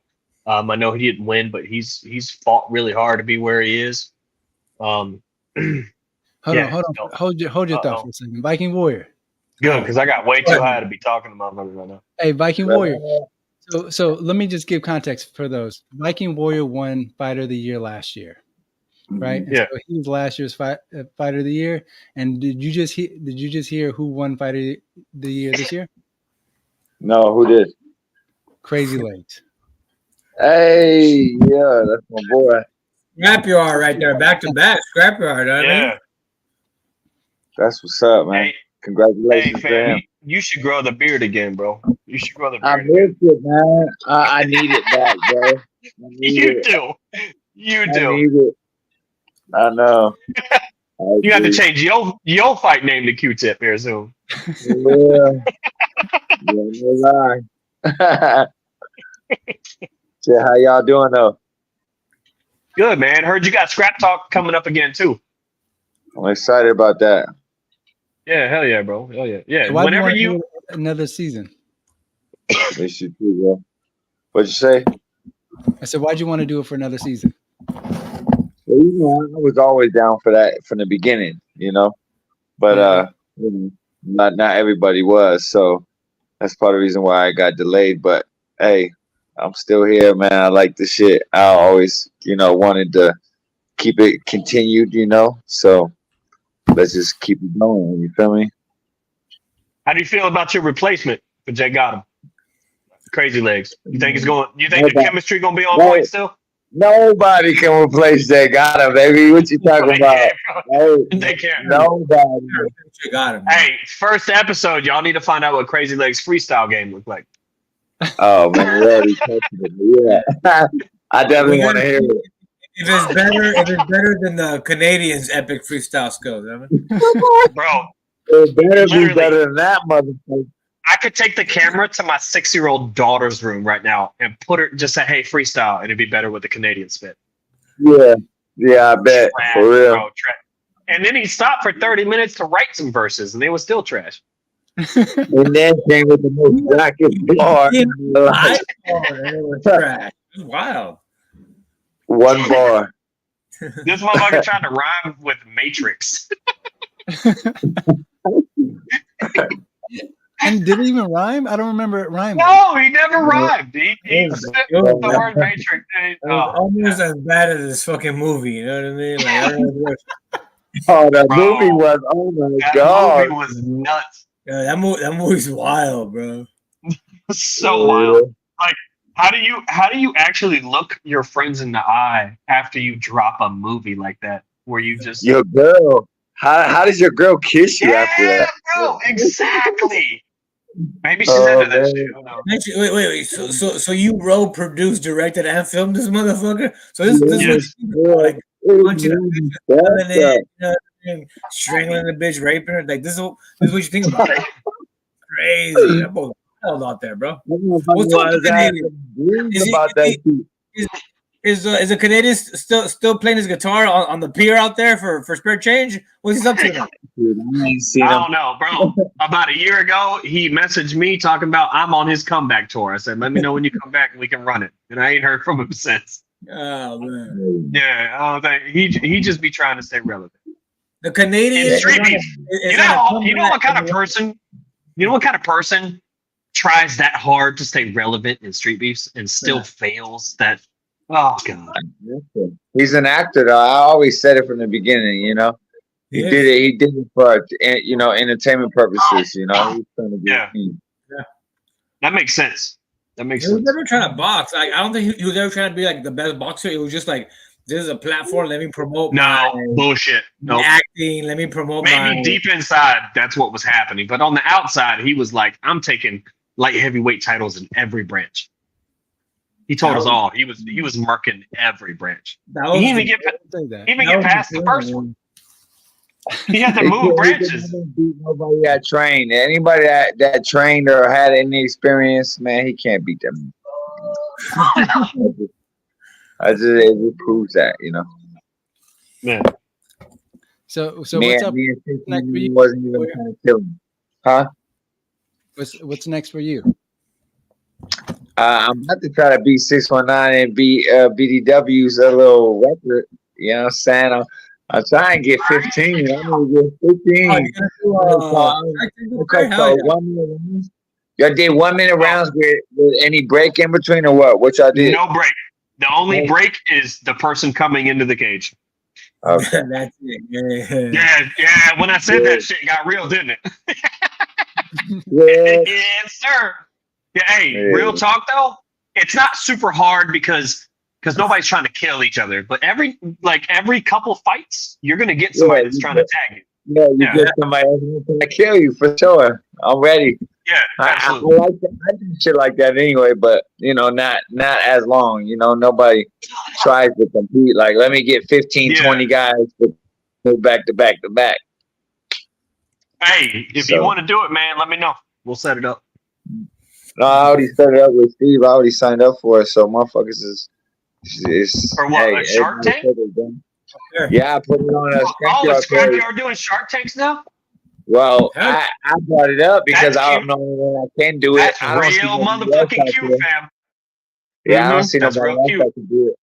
That's just my opinion. I brought it up. It wasn't Steve's idea. It was my idea. Oh, okay. So you ain't gonna come out to the West Coast where we started the Shark Tanks. You go. No. I feel you, Mike. I feel you, V-Dub. You know you, my boy. I love that. I want to see the Shark Tank in the Scrapyard. That's dope. Yeah. Okay. No, that's cool. That's cool. No, but you know what it should be? It should be a West Coast fighter going through Scrapyard Shark Tank. I agree. Because they're not a Scrapyard guy going through ours. Yeah, because we would West Coast Shark Tank on Viking Warrior, right?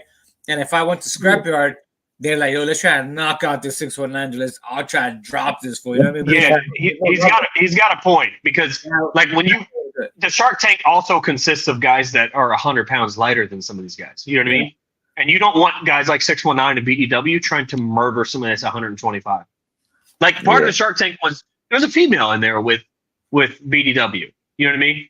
Like you have to display some like professional courtesy. You know what I mean? A little discipline. So you don't want to, you got to understand which 1 minute rounds are for the fun of it and which are a fight. You know what I mean? And you have to determine that on the fly. Yeah. Yeah. Lil Mac could absolutely do a Shark Tank, bro. He could do a Shark Tank. Yeah. Easily. Yeah. Come out to the West Coast. He'd be a very, very good candidate. Mac, you want to come out to one of these events, bro? I'll set you up. Yeah, man. He's doing Congratulations. That'll be worth it for Little Mac. You know, for Little Mac to come out here and do a Shark Tank, that's worth it for him, you know? Yeah, absolutely. Because, I mean, especially if we set it up instead of just kind of announce it at the end, we could probably get 30 people for that dude. 30 people. For real, yeah. Just to see what happens. Yeah, it might be just like an entire event just dedicated to Shark Tanks. That'd be nuts. That would be kind of dope. July, anybody? Just a Shark Tank event? Straight up Shark Tank event. July in Arizona, huh? Sounds amazing. Yeah, no, perfect. That'll test you, you chunky fuck. For real, somebody gonna faint. Somebody gonna pass out in that bitch. Absolutely. All right, appreciate you coming on the show, Viking Warrior. Appreciate Looking you. forward to Scrap Talk season 2. Appreciate it. All right. You say See y'all Scrap soon. Tart? Scrap Talk. You said Scrap Tart. That motherfucker Scrap Tart to me for now on. Scrap Tart. All right, brother. That's funny. Bro, Matt got a sponsor? Shit, I'm my own sponsor. I got to pay for all my own shit. This is bullshit. Yeah, let's definitely do it. If we can do it, have Lil Matt. Yeah, come on. absolutely. Have a bunch of folks come. In a heartbeat. That'll be worth it because it's kind of been like he's kind of been robbed of good matches out here, Little Mac. You know what I mean? Yeah, he did get it robbed a little bit. Like Diesel definitely. It just didn't work out to where he got there in time. Like he drove 12 hours to get there, and he was exhausted by the time he got there. He had to leave late for a couple reasons, blah blah blah. But it just didn't turn out to be the fight that Little Mac deserved, especially after all that shit talking. Jesus Christ, he was lighting him up. Epic. Oh, it was very epic. Yeah. So Shark Tank for Little Mac will be insane because especially if Diesel's in it. He'll be Because out. at least one round that shit will be popping. Yep, absolutely. I need that first round. I'll be bad. See, I'll be badass. Like if Little Mac starts off in Shark Tank with Little Diesel. Diesel, I think you need to focus on winning rounds with your girl before you even jump back in the cage right now, oh boy. I'm over here sparring backstage and shit, losing my thoughts. Hey, so do you sleep now with Did you find another and a mouthpiece or what? I sleep on the couch.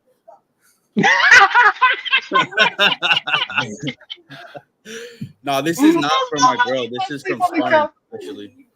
Okay. Just throwing that out there. She's not a domestic violence abuser. You should get like hey, she just told you to say that shit, didn't you? Perhaps a hockey mask to go to sleep is what we need. She definitely just told you to say that shit, didn't she?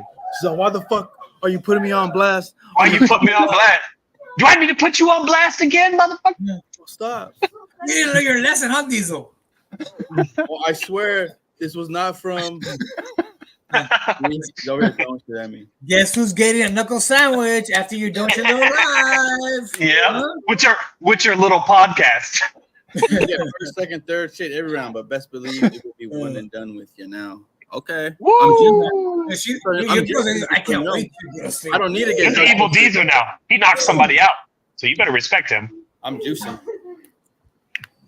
Well, you've been juicing since we've known you, bro.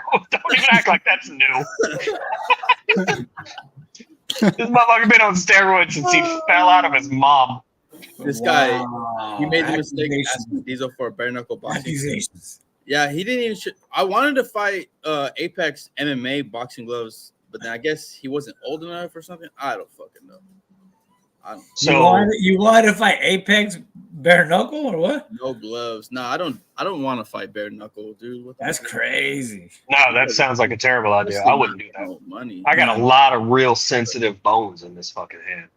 I don't need to Max probably been sipping a bit tonight because he's real vocal. Hey, good for Mac. I like Mac. I'm a fan of Little Mac, man. I love me some Little Mac. I drove him back from the event one time. He's a cool ass dude, man. I watched his fight live, and that was a good ass fucking fight. It was a very good fight. Yeah, he slipped in the beginning, and they called it a knockdown. I thought that was bullshit. Yeah, he said definitely have been. He been sipping, but yeah, man. All right, gentlemen. Well, it's been a great show. Any last parting words for the folks before I tune us out? Do cardio. Love y'all. Thanks for watching. You know what I'm saying? 619. April 20th, Lil Mac next fight. Watch it. Yes. Weto's event. We're all back. All the heavy hitters. Yeah. We all fight at Weto's Palace. You know what I mean? The chicken coop. You know what I'm talking about? Or the hot box, as it's actually called. Are you the next shit stain? Come and find out March 29th. You heard? Yeah. All right, cool. If you haven't subscribed, please subscribe to all these channels. Right, you support one channel, you support Street Beefs as a movement. So please support the channels, watch the videos, share them, and then also. Attention, fearless fighters! Elevate your strength and style with Ascari Fighter fight gear, the ultimate fusion of fightwear and streetwear since 2015. Join the ranks of unapologetic raw power, resilience, and honor. No excuses, no fear. Embrace the battle. Conquer every aspect of life. Get yours at ascarifighter.com for warriors who dominate. Tune in to Table Talk for more inspiration. Wow, man. Shout out to Hard in a Fight. If you haven't subscribed, what are you waiting for? That's right.